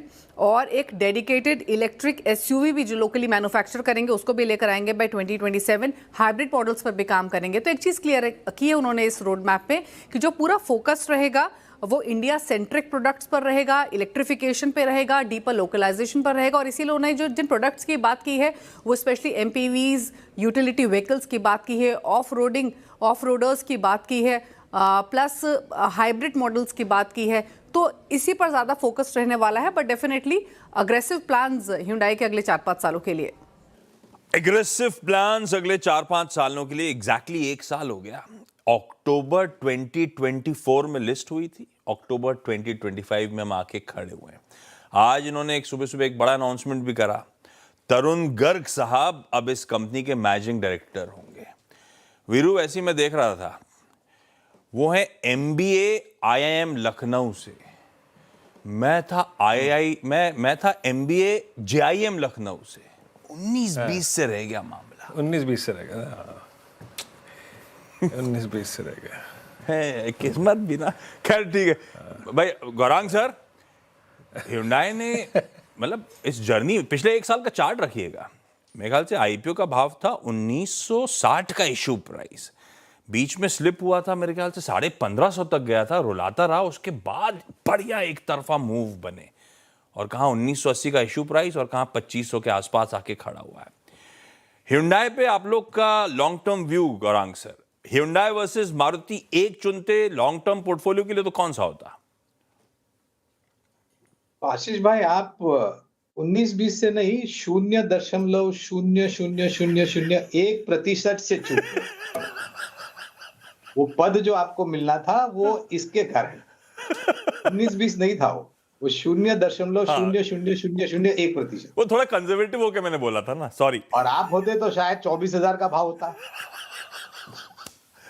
तरुण गर्ग साहब सुन रहे होंगे। लेकिन आते आपके प्रश्न के ऊपर, देखिए 1 साल में अगर आप देखने जाए तो Hyundai ने इतना कुछ किया नहीं, 1900 के आसपास IPO और मौजूदा स्तर करीबन 2430 के आसपास। कारण अनेक हो सकते हैं, लेकिन जो मार्केट शेयर है Hyundai का, और अभी जो दीपाली राणा जी बता रहे थे प्रोडक्ट लॉन्चेस और निवेश को लेकर के, मेरे ख्याल से एक बहुत ही सक्षम और मजबूत योजना है। ये दर्शाता है आशीष भाई कि मात्र सिर्फ Hyundai नहीं, टेस्ला भी अब आए हैं, शोरूम खोला है, शायद जल्द तारीख पे अगर अनुमति मिलती है तो उत्पादन भी शुरू कर दे। बाकी अन्य कंपनियां भी आ रही हैं भारत में अपना उत्पादन क्षमता स्थापित करने के लिए, या फिर अगर उत्पादन क्षमता है उसको बढ़ाने के लिए। सक्षम मजबूत कंपनी, इसमें कोई दो राय नहीं। Hyundai विशेष रूप में टिप्पणी नहीं करूंगा क्योंकि कारज नहीं है। पसंदीदा अगर चौपहिया वाहनों में 2 या 3 नाम लेने हो तो मेरे ख्याल से श्रेणी के आधार पर M&M, मारुति और टाटा मोटर। पर देश की दूसरी सबसे बड़ी passenger vehicle manufacturer radar coverage पे क्यों नहीं है आप लोग के? ये इसके लिए नहीं है क्योंकि एक ऑटो क्षेत्र में ना हमारी कम से कम अभी तो मौजूदा परिस्थिति में करीबन 9 कंपनियां हैं ऑटो क्षेत्र में, तो उस कारण हमने इसको थोड़ा बहुत परे रखा है। ओके। इस बीच HDFC AMC अभी अभी गावा सर का एक प्रिफर्ड पिक था, 1 for 1 का बोनस डोल आउट कर रहे हैं। आपकी स्क्रीन पे रेवेन्यू मुनाफे का नंबर 577 करोड़ से बढ़कर 718, आय साल दर साल करीब 16% का इजाफा है, 15.7-15.8% का गणित बैठता है। डिसेंट परफॉर्मेंस आता हुआ HDFC AMC से। हम इस पर ऑलरेडी एक ट्रेड राइड कर रहे हैं, मूव्स आने शुरू हुए इस नंबर्स पे। लेकिन चलिए धमाकेदार ऑप्शन की बारी। डायरेक्टर साहब जरा स्टिंग हो तो प्ले आउट करिएगा और रखिएगा मानस को, राजेश सतपुते साहब को और चंदन को स्क्रीन पे। मानस पहले आपके पास इस समय का धमाकेदार ऑप्शन। तो देखिए धमाकेदार ऑप्शन के लिए TVS मोटर्स के ऑप्शन में खरीदारी करके चलनी है। 3550 का कॉल ऑप्शन खरीदा जा सकता है। TVS मोटर्स को देखें तो कंसोलिडेशन के बाद का ब्रेकआउट है, तो 3550 वाला कॉल ऑप्शन जो 80 रुपए के आसपास ट्रेड हो रहा है वहां पर आप खरीदारी कर सकते हैं। 64 रुपीज का आपको स्टॉप लॉस लगाना है और 110 रुपए के टारगेट सेट करना है। ओके, माना जी का ट्रेड हो गया TVS मोटर्स 3550 की कॉल ऑप्शन। राजेश जी आपका ट्रेड क्या रहेगा? अविनाश जी देखिए, मेरी नजर है वोल्टास के चार्ट के ऊपर 1401, ये इसका करंट प्राइस है। फ्यूचर में तो हम ATM कॉल ऑप्शन 1400 का कॉल ऑप्शन करीबन 28 रुपए पे मिल रहा है, इससे बाय करें। स्टॉप लॉस होगा छोटा 22 का। मेरे हिसाब से इसका स्विंग का टारगेट बनेगा करीबन 45 to 50 का। सो वोल्टास का 1400 का कॉल ऑप्शन बाय करें। वोल्टास का 1400 का कॉल। उधर TVS मोटर पे दाव लगाया मानस ने। TVS मोटर्स आज अपनी पहली एडवेंचर मोटरसाइकिल भी लॉन्च करने वाली थी। डायरेक्टर साहब विजुअल्स आ रहे होंगे, थोड़ी देर में आ रहे होंगे, तो दिखाइएगा। बढ़िया मूव्स बन रहे हैं स्टॉक में अहेड ऑफ दैट लॉन्च। खैर चंदन, आपका धमाकेदार ऑप्शन आज का। बिल्कुल, देखिए फाइनेंशियल काउंटर पे पॉजिटिव रहेगा और यहाँ पे हम नजर रख रहे हैं चोला फाइनेंस पे। चोला फाइनेंस में लगातार high top high bottom formation बन रहा है और वीकली चार्ट में एक मल्टीपल वीक्स का ब्रेकआउट देखने को मिल रहा है। जिस हिसाब से प्राइस सेटअप है, लग रहा है ऊपर में 1725 1750 तक की अपसाइड बननी चाहिए। इनफैक्ट बाकी दूसरे फाइनेंशियल काउंटर में भी अच्छा खासा मोमेंटम है, चाहे आप LTF की बात करें, श्रीराम फाइनेंस की बात करें, बजाज फाइनेंस की बात करें, तो चोला फाइनेंस का 1700 का कॉल खरीदारी की सलाह रहेगी। यहाँ पे लगभग 25 रुपए के प्राइस 1700 की कॉल के चल रहे हैं, खरीदें। सपोर्ट रहेगा 18 रुपए के आसपास, ऊपर में लगभग 39 तक के टारगेट चोला फाइनेंस का 1700 का कॉल छू सकता है। ओके, चोला फाइनेंस का 1700 का कॉल। चलिए काम करते हैं यहाँ पर ना ट्रेड्स को थोड़ा सा अगर आप देखें तो हम जल्दी पिक कर लेते हैं चार के चौका के ट्रेड्स को भी। पहला ऑप्शन ट्रेड आएगा मानस जी के सौजन्य से और राजेश सतपुते जी, उसका चंदन जी और गौरांग, अच्छा इनफैक्ट पहले गौरांग जी का ट्रेड भी पिक कर लेते हैं और उसके बाद मिड कैप फंडा पिक कर लेंगे। मानस बताइए आपके ट्रेड पिक करेंगे। तो देखिए अगर हम देखें तो LTF ने वापस हमें एक ब्रेकआउट दिया है। LTF पे ध्यान दीजिए, हाई टॉप हायर बॉटम्स पहले से बन रहे हैं। LTF के अब आप 270 के कॉल ऑप्शन में खरीदारी कर सकते हैं। मैं इसके आपको बस प्राइस बता देता हूँ। प्राइस चल रहे हैं 7 रुपए 90 पैसे के। यहाँ पर 5 रुपए 90 पैसे के स्टॉप लॉस से खरीदारी करके चलनी है और 12 रुपए के टारगेट सेट करना है। L&T फाइनेंस, ये है L&T फाइनेंस के आज नंबर्स आने शायद अवेटेड हैं। ये सब नंबर्स से पहले की तेजी है भाई, ध्यान रखिएगा। आज या कल है, क्योंकि मैं दोनों रिजल्ट कैलेंडर बना रहा था तो मुझे लगता है आज या कल में ही नंबर आज आने हैं। खैर, FNO सुपरस्टार सतपुते साहब, कौन सा चुना आपने? आशीष जी देखिए, नेस्ले इंडिया मुझे लगता है ये ब्रेकआउट तो जबरदस्त है और जिस तरह से मोमेंटम है मुझे लगता है और यहाँ पे थोड़ा मूव मिलेगा। तो प्योर स्विंग ट्रेडिंग के हिसाब से थोड़ा ओवरबॉट है, तो स्टॉप लॉस के साथ आराम से यहाँ पे काम करना। 1227 चल रहा है, 1217 का स्टॉप लॉस रखे और 1250 से 1260 का इसका स्विंग का टारगेट होगा Nestle India. Okay, Nestle India का ट्रेड हो गया आपका। चंदन जी के पास चलते हैं चार्ट के चमत्कार के लिए। चंदन जी आप क्या पिक कर रहे हैं? बिल्कुल, देखिए हमने चार्ट के चमत्कार की बात करें तो मैं यहाँ पे फोकस करना चाहूंगा फाइनेंशियल काउंटर पे। अभी हमने चोला फाइनेंस की बात की और उसके बाद मैं यहाँ पे L&T फाइनेंस पे फोकस करूंगा। लगातार आउट परफॉर्मेंस है और ऐसा लग रहा है कि मोमेंटम बरकरार रहेगा, तो मौजूदा लेवल पे खरीदारी की सलाह रखेंगे। 266 का सपोर्ट है, ऊपर में 280 के टारगेट।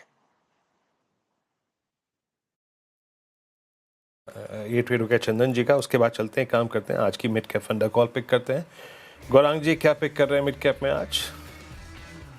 मिड कैप फंडा के रूप में ऊर्जा उत्पादन क्षेत्र पसंद आता है वीरेंद्र जी, और जिस प्रकार की योजना सरकार ने बना करके रखी है, हमें लग रहा है कि ऊर्जा उत्पादन क्षेत्र में बहुत बड़ा परिवर्तन आपको आते हुए दिखेगा। उसी तरह के आधार पर एक मझौली कंपनी है ऊर्जा उत्पादन में, गुजरात स्थापित टोरेंट पावर।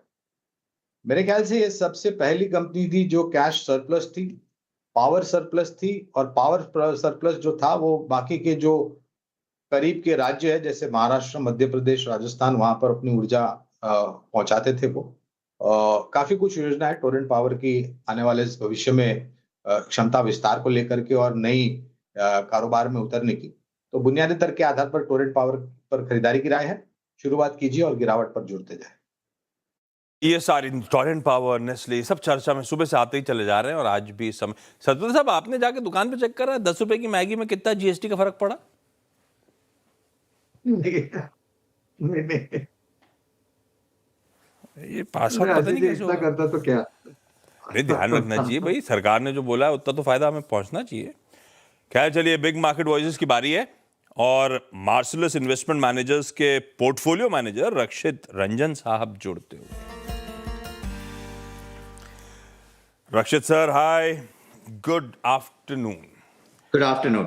Good afternoon. इस अब वो क्या है, संवत के एकदम लास्ट लेग में आके हम लोग खड़े हुए हैं जी। और इस बीते संवत में दो चैलेंजेस थे, दो दिक्कतें थी।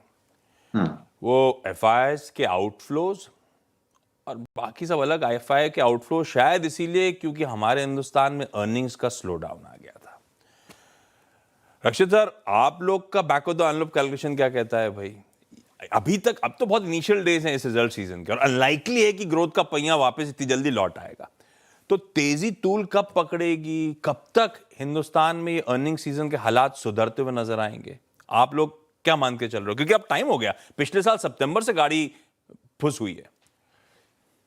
जी, तो अगर मैं मार्केट को दो हिस्सों में तोड़ूं अर्निंग्स ग्रोथ के माध्यम से, एक तो वो वाले सेक्टर्स जो 2021 से 2024 तक बहुत ही अच्छी अर्निंग्स ग्रोथ दिए, जिन्होंने निफ्टी की पूरी अर्निंग्स ग्रोथ को 23-24% CAGR पे ला खड़ा किया था उन 3 सालों में, उन सेक्टर से हमारी एक्सपेक्टेशन उतनी नहीं है। ये ज्यादातर government capex oriented, government spending oriented sectors थे। उन सेक्टर से अगले 2-3 साल में हमारी एक्सपेक्टेशन उतनी नहीं है मार्केट में अर्निंग्स ग्रोथ का सपोर्ट लाने की। लेकिन ऑन द फ्लिप साइड जो कंजम्पशन, फाइनेंशियल्स, थोड़ा बहुत export oriented specialized products rather than generic products, etc.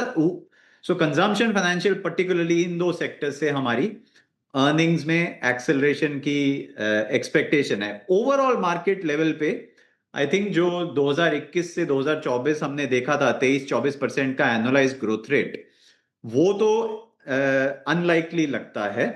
Long term average Nifty का 11-12 रहा है। अगले 2 साल में हमें लगता है लॉन्ग टर्म एवरेज से थोड़ा नीचे रहेगा, लेकिन कंजम्पशन और फाइनेंशियल्स, GST टैक्स कट और गवर्नमेंट के जो RBI के जो चेंजेस अनाउंस हुए हैं रिसेंटली एटसेट्रा, उससे थोड़ा सा क्रेडिट ग्रोथ को सपोर्ट, उसके कारण it should be high single digit earnings growth for the next 2-3 years। Basically यहाँ से अगर कुछ अच्छा कर रहा होगा तो कंजम्पशन और फाइनेंशियल्स होंगे अर्निंग्स के फ्रंट पे। अच्छा, बतौर पोर्टफोलियो मैनेजर शायद पैसा भी वहीं कमिट करा जाता है जहां पे अर्निंग्स की विजिबिलिटी हो, पर इन दोनों पॉकेट्स में कंसेंसस टाइप है कि यहाँ से हालात शायद सुधरेंगे, तो वैल्यूएशंस परमिट कर रहे हैं क्या नया पैसा डालने के लिए? आप कंफर्ट में हो क्या, या फिर उन कंपनीज पे अभी भी दाव लगा रहे हो जहां पे मोट तगड़े हैं, आज नहीं तो कल ग्रोथ आ ही जाएगी, पैसा आ ही जाएगा? जी बिल्कुल ठीक बोला। सो वैल्यूएशन सबसे बड़ा रिस्क है इस टाइम इन्वेस्टर्स के लिए। खास करके ये quality oriented highly rated companies consumption financials में जो बैठती हैं, जहां पे पी मल्टीपल्स काफी रिच हैं, प्राइस टू बुक मल्टीपल्स काफी रिच हैं, वैल्यूएशन सबसे बड़ा रिस्क है। इसको अवॉइड करने का तरीका जो हमें दिखता है वो सिर्फ बॉटम अप स्टॉक पिकिंग है, कि जहां पे भी मार्केट शेयर का गेन प्राइस्ड इन नहीं है या कोई कैपिटल एलोकेशन से नया इनिशिएटिव कंपनी खड़ा कर रही है वो प्राइस्ड इन नहीं है, वहां पे अर्निंग्स का सरप्राइज आ सके, तो ऐसे स्टॉक्स को हम अपने पोर्टफोलियो में ले रहे हैं। इनफैक्ट वैल्यूएशन हाई होने के कारण फाइनेंशियल्स में हमने अपना वेट थोड़ा कम किया है कंसिस्टेंट कंपाउंडर्स पोर्टफोलियो में। कंजम्पशन ओरिएंटेड में हमने थोड़ा वेट बढ़ाया है। अच्छा रक्षित जी, एक चीज़ और हो रही है, अगर आप बीते एवरेज लास्ट 6 महीने के एवरेज क्रूड के प्राइसेस को देखें, हमने कभी भी 68-69 की ट्रैजेक्टरी को ऊपर की तरफ लांघा नहीं। अब मिडिल ईस्ट में ये जो इतना बड़ा, अगर आप देखें, पीस इनिशिएटिव प्रारंभ हुआ, उसके बाद उसको अंतिम चरण तक पहुंचा दिया गया। अब क्रूड की जो ट्रैजेक्टरी है, सडनली आपको क्रूड डेरिवेटिव्स इस्तेमाल करने वाली कंपनियों का वर्क, आपको OMCs, इन सब के बारे में सोचना पड़ेगा। यहाँ से आगे चलते हुए जिस ट्रैजेक्टरी में क्रूड है, अब आपका व्यू क्या है, कैसे प्ले करना चाहिए क्रूड की इस थीम को? देखिए, क्रूड 2 तरह की कंपनीज को अफेक्ट कर सकता है, जहां पे कमोडिटी प्रोड्यूसर्स हों या फिर जहां पे कमोडिटी कंज्यूमर्स हों। सो ज्यादातर जो हमारे पोर्टफोलियो में है, जो लेट्स से कंजम्पशन में है, कमोडिटी कंज्यूमर्स ज्यादा हैं।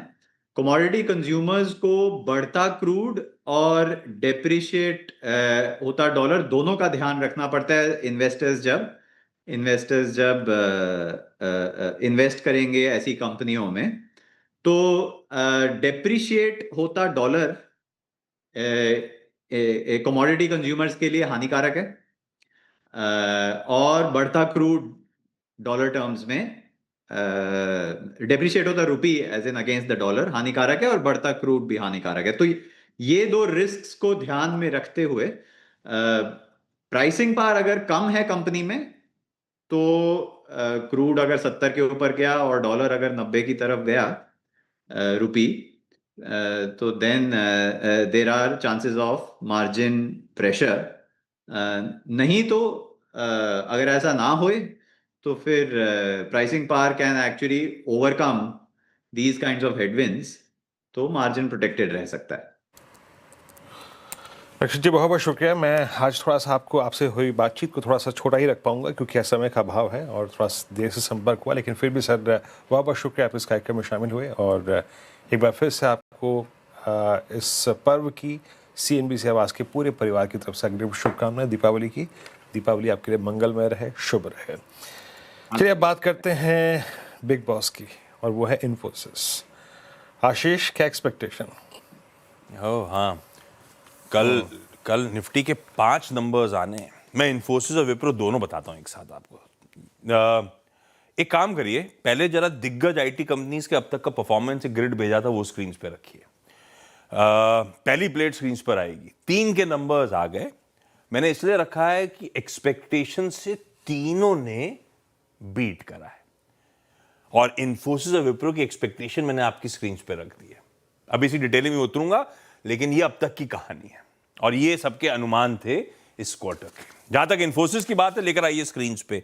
साल के हाई से स्टॉक अभी भी 25% के दबाव में ट्रेड कर रहा है। यह है उसकी टाइमलाइंस, रिलीज में स्पेसिफाइड है। 3:45 पे नतीजे, 4:15 पे प्रेस कॉन्फ्रेंस, 5:30 बजे शाम को कॉन्फ्रेंस कॉल कल हो रही होगी। क्या एक्सपेक्टेड है? कांस्टेंट करेंसी में आए तमाम ब्रोकरेजेस जो एस्टिमेट्स लेके चल रहे हैं क्यू ऑन क्यू आपकी स्क्रीन पे रख दिया है। इसी का निचोड़ है आवाज अनुमान। 1.8% Q on Q constant currency में ग्रोथ इंप्रूव होती हुई नजर आएगी। इस प्लेट को फ्लिप करिए तो आवाज अनुमान आ जाएगा।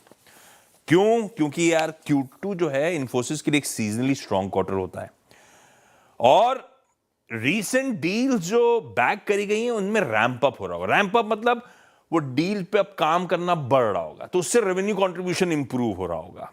ऊपर से इन्फोसिस ने हाल में एक्विजिशंस कर रखे थे, उन एक्विजिशंस का एडेड कंट्रीब्यूशन आ रहा होगा। ब्रोकरेजेस कह रही है 1.8 जब हम कह रहे हैं तो 20 से 30 बेसिस पॉइंट इन एक्विजिशन का कंट्रीब्यूशन है। जहां तक मार्जिन की बात है, सारे ब्रोकरेजेस के अनुमान स्क्रीन पर रखे हैं, सब मान के चल रहे हैं मार्जिन एक्सपैंड होंगे। हमारा अनुमान है 40 बेसिस पॉइंट्स के आसपास इस क्वार्टर में मार्जिन में इंप्रूवमेंट आएगा। क्यों आएगा? सिंपली पुट करेंसी बेनिफिट्स हैं। रुपया कमजोर हुआ है, उसका फायदा है। प्रोजेक्ट मैक्सिमस इन्होंने भी शुरू करा था, जैसे टेक महिंद्रा ने अपने मार्जिन इंप्रूव करने के लिए प्रोजेक्ट रखा था, इन्फोसिस ने भी। उस प्रोजेक्ट से कुछ फायदा मिल रहा होगा, कॉस्ट एफिशिएंसीज आ रही होंगी और इस बार वेज हाइक्स नहीं है, तो सीधे सीधे मार्जिन के लिए वो टेलविंड बन जाता है, इंप्रूव होंगे। मुनाफा इसीलिए 3.5% क्यू ऑन क्यू बढ़ रहा होगा।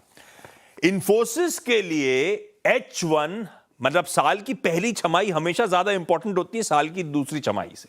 इस बार भी कुछ बदलेगा नहीं। ब्रोकरेजेस ये मान के चल रही थी H1 स्ट्रांग होगा, H2 थोड़ा सा फीका देखने को मिलेगा। इसीलिए जो पूरे साल की गाइडेंस है उसमें शायद दे रखी है 1 से इन्होंने 3% कांस्टेंट करेंसी में आय में उछाल। ज्यादातर ब्रोकरेजेस अनचेंज्ड हैं, मतलब ये गाइडेंस में कोई बदलाव नहीं करेंगे। जो बदलाव एक्सपेक्ट कर रहे हैं वो बस ये कह रहे हैं कि lower end of the guidance शायद बढ़ा दें, तो हो सकता है 1 से 3 की जगह 2 से 3 की बात करेंगे। अपर थ्रेशोल्ड नहीं बदलेंगे, ये सब मान के चल रहे हैं। ये तो इन्फोसिस की कहानी। लाइए विप्रो भी दिखा देता हूं क्विकली स्क्रीन पे। एक और इंपॉर्टेंट नंबर, वो भी कल बाजार बंद होने के बाद, वो साल के हाई से 23। अब विप्रो वो स्टॉक है जो 2-3 दिन से ज्यादा हरकत में है, ये नोटिस करिएगा। 2 दिन की बोर्ड मीट आज भी चल रही है, कल भी चल रही होगी, कल नतीजे आ रहे होंगे। इनकी रिलीज कहती है इवनिंग, टुमारो इवनिंग, तो कल शाम को रिजल्ट्स अनाउंस हो रहे होंगे। कांस्टेंट करेंसी में आया है, सारी एक्सपेक्टेशन स्क्रीन पे रख दी हैं। 0.1%, मैंने 0.1 दे दिया, अदरवाइज 0% मतलब कोई नो ग्रोथ क्वार्टर होगा। मतलब इन्होंने जो गाइडेंस दिया था -1 से +1, एकदम उसके मिड पॉइंट पे फिर डिलीवर कर रहे होंगे। एक नो ग्रोथ क्वार्टर होने वाला है विप्रो के लिए, ऐसा लगता है। क्यों? इनके हरमान नाम की कंपनी का अधिग्रहण करा था, उसका 1 मंथ का कंट्रीब्यूशन आ रहा होगा। नई डील्स इन्होंने भी खूब बैक करी हैं, उसका रैंप अप हो रहा होगा। पर इनके साथ इशू यह है कि यूरोप स्टेबलाइज जरूर हो रहा है, लेकिन रिकवरी यहां से ग्रेजुअली आएगी, आगे रिकवरी देखने को मिलेगी। मार्जिन का परफॉर्मेंस एक्सपेक्ट कर रहा हूं मार्जिन फ्लैट होंगे। मैंने flat to slightly positive plate पे लिख दिया है, ये कहते हुए क्योंकि कुछ ब्रोकरेजेस कह रही हैं 10-20 बेसिस पॉइंट बढ़ रहे होंगे, तो ना ग्रोथ होगी ना मार्जिन में कुछ इंप्रूवमेंट होगा, लार्जली फ्लैट मार्जिन होंगे।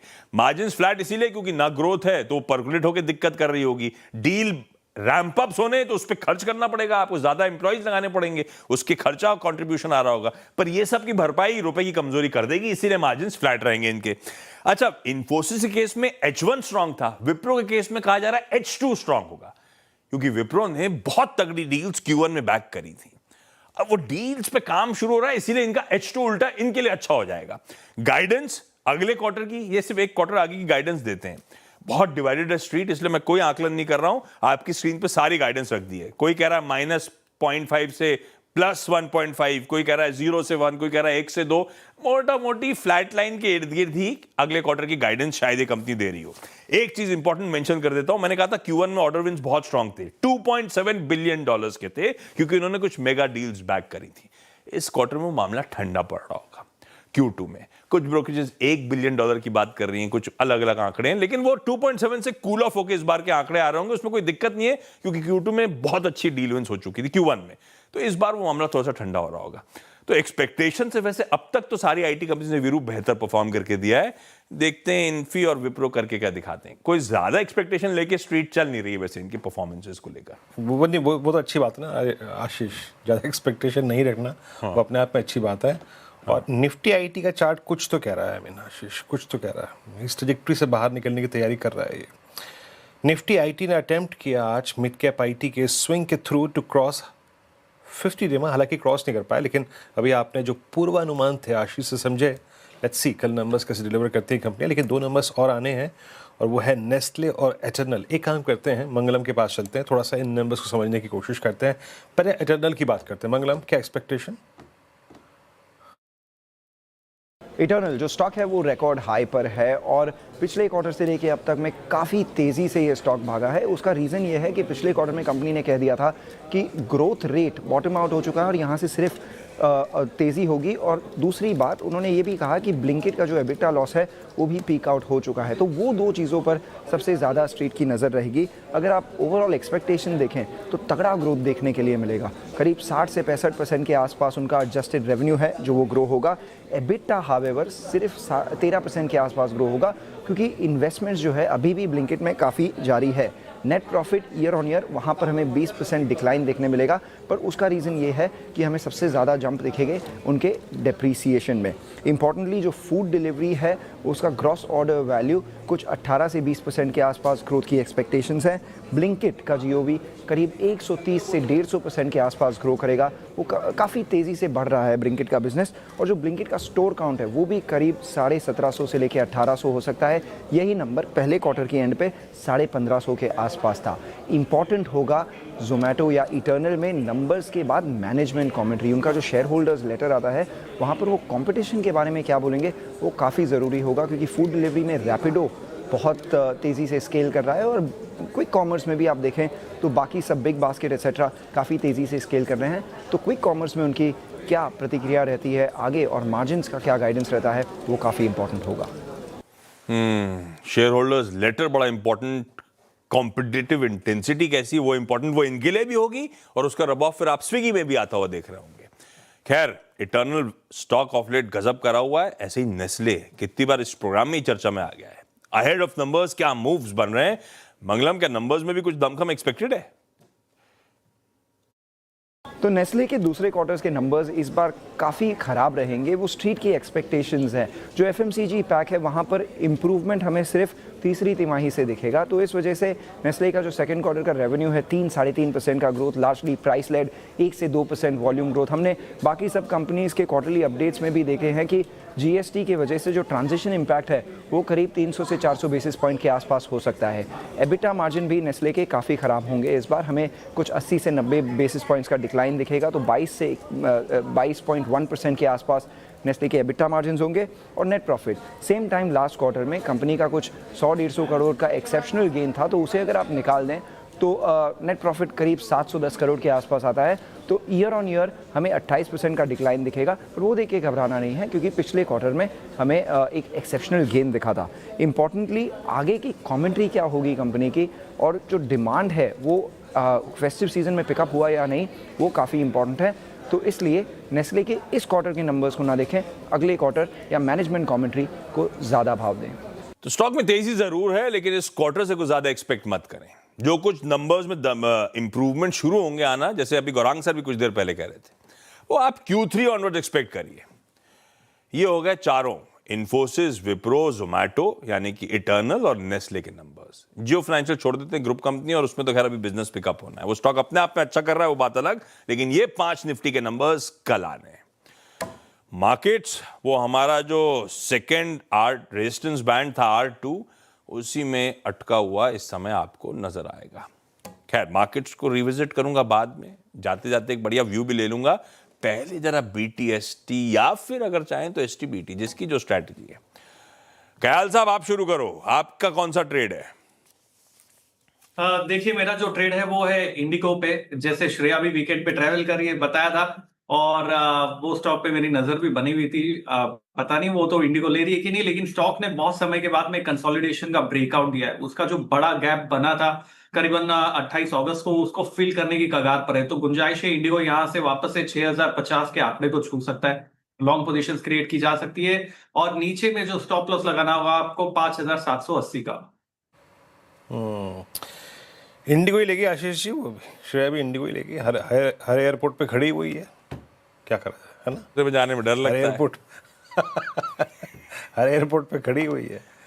एक चलिए छोड़ी, इस बात को छोड़ता हूँ मैं, पहले मानस एक बात बताओ, आप जब गाड़ी चलाते हो, कभी आप गाड़ी नहीं चलाओ, जब आप बगल में बैठे हो और कोई गाड़ी चला रहा हो तो कोई गलत चला रहा हो तो आपका पैर अपने आप चलने लगता है ब्रेक की तरफ, ये वो है ना कि अरे पैर पता नहीं उठने लगता है। गावा सर, आप जब फ्लाइट में बैठो तो आपको भी ऐसा लगता है क्या, अरे मैं चलाता इससे अच्छा था। मेरा जॉयस्टिक मेरे हाथ में होता है, पर मेरे साथ हमेशा ऐसा होता है, मैं गाड़ी में किसी के साथ बैठा होता हूँ ना, मेरे पैर चलने लगते हैं अपने आप। नहीं, मैं किसी के साथ नहीं बैठ सकता आशीष, लिटरली दिक्कत है। मैं अनुज के साथ एक बार बैठा था, मुझे लग रहा था पता नहीं क्या हो जाएगा। गावा सर, हाँ, एक बार मैंने एक फिल्म देखी थी, द ग्रेट वॉल्डो पेपर, उसमें रॉबर्ट रेडफोर्ड थे, और जब वो फ्लाइंग के ऊपर फिल्म थी, वॉर फिल्म थी, वो मैं चला रहा था, मैं बैठा था सीट पे और जॉयस्टिक मेरे हाथ में था कि यह वो सब कर रहा था मैं, वाकई में is a different feeling. The great Waldo paper. Gaurang sir, मैं अगर ड्राइवर के बगल में बैठा होता हूँ तो भी मेरे पैर चलते और हाथ चलते, और अगर मैं पीछे भी बैठा हूँ तो भी मेरी नजर आगे रहती है कि भैया वो कर क्या रहा है, और पीछे भी मेरे कहीं ना कहीं ऐसे पैर हाथ चलने लगते हैं। तो ये वास्तविकता है, क्योंकि जब कोई, अगर आपको जो वाहन चला रहा है उसके ऊपर भरोसा कम है तो आप अपने आप थोड़ा बहुत सचेत हो जाते हो, और मेरे ख्याल से ये रहना भी अच्छा है। लेकिन हाँ, मैं बिल्कुल सहमत हूँ वीरेंद्र से, जिस कभी कभी सोचते हैं कि भाई बगल में बैठना या नहीं बैठना। ये पैदल चलने लगते हैं, ये किसी के साथ बैठते ही नहीं, ये पैदल आते हैं। मुंबई की सड़कों पे तो पैर वैसे भी चलने ही चाहिए, और साथ में सतर्क रहना ही पड़ता है। मुंबई में टेंशन नहीं, मुझे मुंबई इतनी धीरे चलती कि टकरा भी दिया तो क्या होगा। मुंबई में टेंशन नहीं। अच्छा, मैं कंटिन्यू करूंगा वीरू, BTST STBT कंटिन्यू करता हूँ। एक बार जरा आपको ले चलता हूँ एक और बढ़िया इंटरेक्शन की तरफ। मोतीलाल ओसवाल के हेडक्वार्टर्स, चंदन कह रहे हैं फेस्टिव मूड, देखते हैं वाकई फेस्टिव मूड है कि नहीं वहां पे।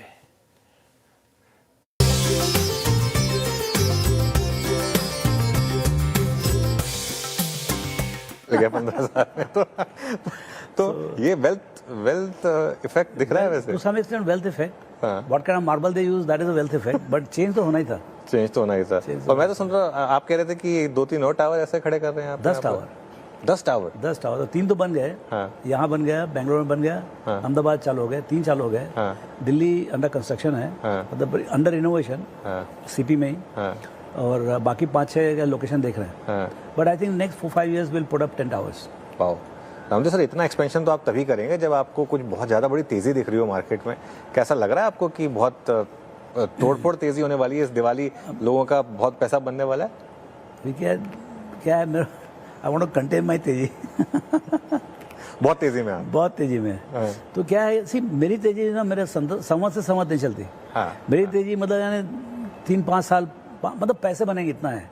अब वो 6 महीने में बनेंगे, 1 साल में बनेंगे, 3, you can't time the market. अब I am telling you, Brahma Vishnu Mahesh तीनों आएंगे तो भी बाजार को समझने का मुश्किल है। So I can't time the market, but मेरे को मालूम है बहुत पैसे बनेंगे, बहुत मतलब सीरियसली पैसे बनेंगे। एंड द स्मार्ट इन्वेस्टर्स उनको तो मतलब रियली सीरियस पैसे बने। मेरे लगता है one of the best markets right now. Okay. अब बट एक्सपेंसिव है, तो यू हैव टू बी, आपका मतलब है ना, गेम जितना ज़्यादा एक्सपेंसिव होता है उतना ज़्यादा स्मार्ट होना जरूरी है। लेकिन अच्छा बात क्या है, 50 सेक्टर यदि मान लो है तो उसमें ऐसा नहीं 50 से 50 में तेजी है, हमेशा 25-26, half the market is always in तेजी, half the market is ignored. अपने को इग्नोर्ड में जाने का, जहाँ पर मतलब सब लाइट्स ऑफ है, पब्लिक सोचती है कि बस खत्म हुआ कहानी। तो भाई अल्टीमेटली पूरे 50 से 50 में तो आप एक साथ नहीं जा सकते ना। तो जो गर्म है वहीं आते हो आप, जो ठंडा है वहाँ पर क्या होगा। तो हर कुत्ते के दिन फिरते हैं, समझे ना। हर 2-3 साल में सबका पासा पड़ जाता है। जैसे भी टेक जो है थोड़ा ठंडा पड़ा हुआ है, मतलब TCS वगैरह सब 25-30% नीचे है, तो वहाँ कोई जाएगा भी नहीं। मेरे लगता है उसका IR वाला बेचारा जो है खाली पड़ा होगा, समझे ना। और जैसे मान लो आपको क्विक कॉमर्स है, जोमेटो वगैरह, उधर काफ़ी तेज़ी है, तो उधर उसका IR बहुत बिजी होगा। तो अपने को वहाँ पर जाना है कि जो खाली है, तो वहाँ पर जाना, वहाँ पर जाना जरूरी है। मतलब काम वहाँ करना चाहिए। नहीं, लेकिन आप तो इस जोमेटो पे भी काफी बुलिश रहे हैं वैसे। वो हो गया, हम तो कभी से बुलिश है, मतलब हम परमानेंट बुलिश है। लेकिन क्या है, नाउ इट इज रिच।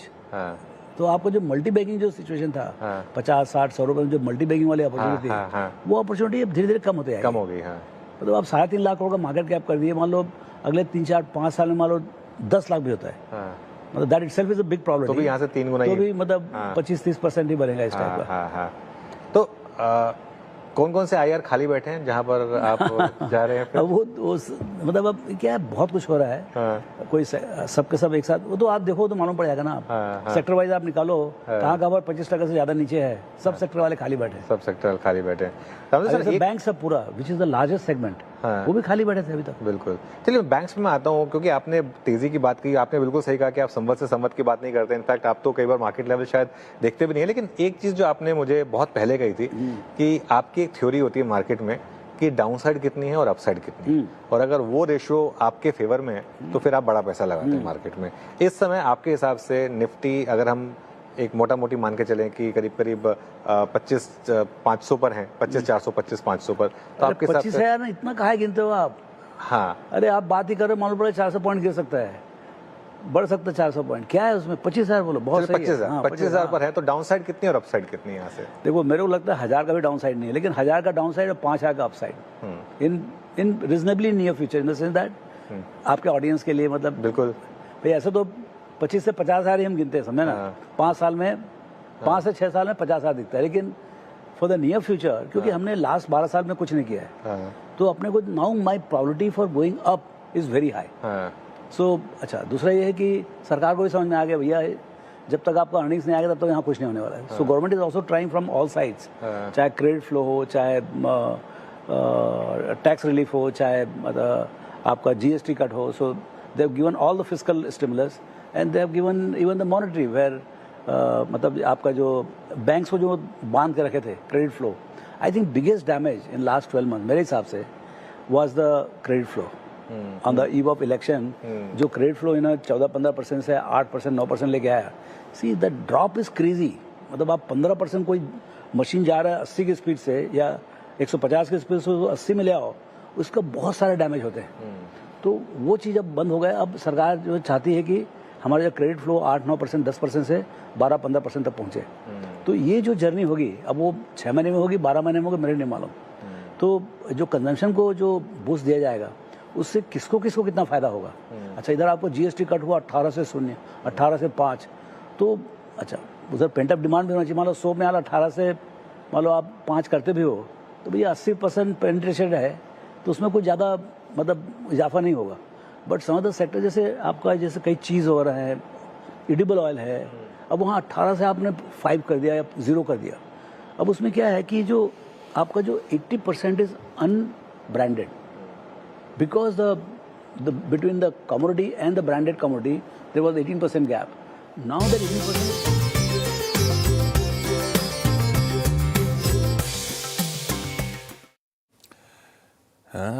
एक टावर ही गजब का है मुंबई में। रामदेव सर कह रहे हैं 10 टावर 10 अलग अलग शहरों में बना रहे हैं, खूब तेजी है। चंदन के हिसाब तो वैसे ही घी में है। एक तो खैर मोतीलाल ओसवाल बढ़िया है। चंदन, इसके अलावा कौन सी पिक है भैया? बिल्कुल देखिए आशीष जी, हमारा तो मानना है कि इनफेक्ट पूरा कैपिटल मार्केट थीम धमाकेदार परफॉर्म करते हुए नजर आएगा और ऑलरेडी आपने most of the capital market देख ही रहे हो, चाहे एक्सचेंज की बात करें, डिपॉजिटरी की बात करें, एएमसी की बात करें, तो ये सब तो अच्छे हैं। उसके अलावा न्यू एज बिजनेस पे हमारा पूरा पॉजिटिव व्यू है, फाइनेंशियल पे पॉजिटिव व्यू है। तो बट इमीडिएट बेसिस पे आप बीटीएसटी की बात कर रहे हो तो इटर्नल पे फोकस करना चाहिए। लगातार पिछले 2-3 क्वार्टर से हम यहाँ पे पॉजिटिव व्यू दे रहे हैं, 400-420 तक के टारगेट होने चाहिए, बट इमीडिएट बेसिस पे देखें तो 345 के सपोर्ट से खरीदारी की सलाह रहेगी, 372 तक के टारगेट इटर्नल पे बनने चाहिए। इटर्नल 355 पे। चलिए अब हम क्लोजिंग की तरफ बढ़ रहे हैं। एक पॉसिबली अगर आप देखें जाते जाते एक आखिरी स्टॉक जो मेंशन कर देता हूँ यहाँ पे जो अच्छी मूव दे रहा है, और एंड जस्ट बिकॉज याद रखिएगा निफ्टी बैंक डे हाई पर प्लस निफ्टी बैंक इस रेंज के हाईएस्ट क्लस्टर पे, यानी ये क्लोज 56,825 पे 25 जुलाई 2025 के बाद अब तक की हम सबसे हाईएस्ट ट्रैजेक्टरी में जाके क्लोज हो रहे हैं। और एक्टर साहब एक बार प्लीज़ निफ्टी बैंक के कंट्रीब्यूटर्स रखिएगा। निफ्टी बैंक ने जो आज स्विंग दिया उसमें बड़ा कंट्रीब्यूशन मतलब विभिन्न बैंकों का है। आरबीएल को देखिए आप, एयू स्मॉल फाइनेंस बैंक को देखिए, पर इट्स आईसीआईसीआई बैंक जिसने बिगाड़ा उसी ने बनाया। 1400 पर आज आईसीआईसीआई बैंक बहुत दिनों के बाद अपने लास्ट ड्यू एवरेजेस और जिसे कहते हैं 50 और 100 उसको ऑलमोस्ट हिट करने की तैयारी करता हुआ। तो आईसीआईसीआई बैंक ये आशीष, अब निफ्टी बैंक 56,823 पे ऑल टाइम हाई ट्रैजेक्टरी। मैं आशीष वर्मा जी के पास जा रहा हूँ क्लोजिंग के लिए। मैं उनको ये बोलते हुए हैंड ओवर कर रहा हूँ कि हम ऑल टाइम हाई ट्रैजेक्टरी में क्लोज हो रहे हैं। आशीष, ट्रैजेक्टरी यानी जिस जोन को आप ऑल टाइम हाई कहते हैं 56,800 से 57,500 का जोन, ऑल टाइम हाई के क्लस्टर जाके वो ठीक है। वाह वाह, कुछ तो है दिवाली पे सेलिब्रेट करने के लिए। हाँ नहीं ठीक है, और बढ़िया मूव्स आ रहे हैं। खैर थोड़ा सा पार्टिसिपेशन धीरे धीरे कम होना शुरू होगा जब हम फेस्टिविटीज के और करीब आएंगे। धनतेरस सैटरडे को आना है। अच्छा लाइए मार्केट दिखाता हूं। वेडनेसडे का दिन वो सैंडविच सेशन बढ़िया रहा, 3/4% का उछाल, ऑलमोस्ट 200 पॉइंट की मजबूती के साथ 25,300 के कंफर्टेबली ऊपर, और वो पिछले 2 बार के 310 कल का 330 फ्राइडे का, उन दोनों के हाईज को पार करके गए थे। अब उसी ट्रैजेक्टरी पर आके 330 के आसपास कामकाज करते हुए, और स्क्रीन बढ़िया थी।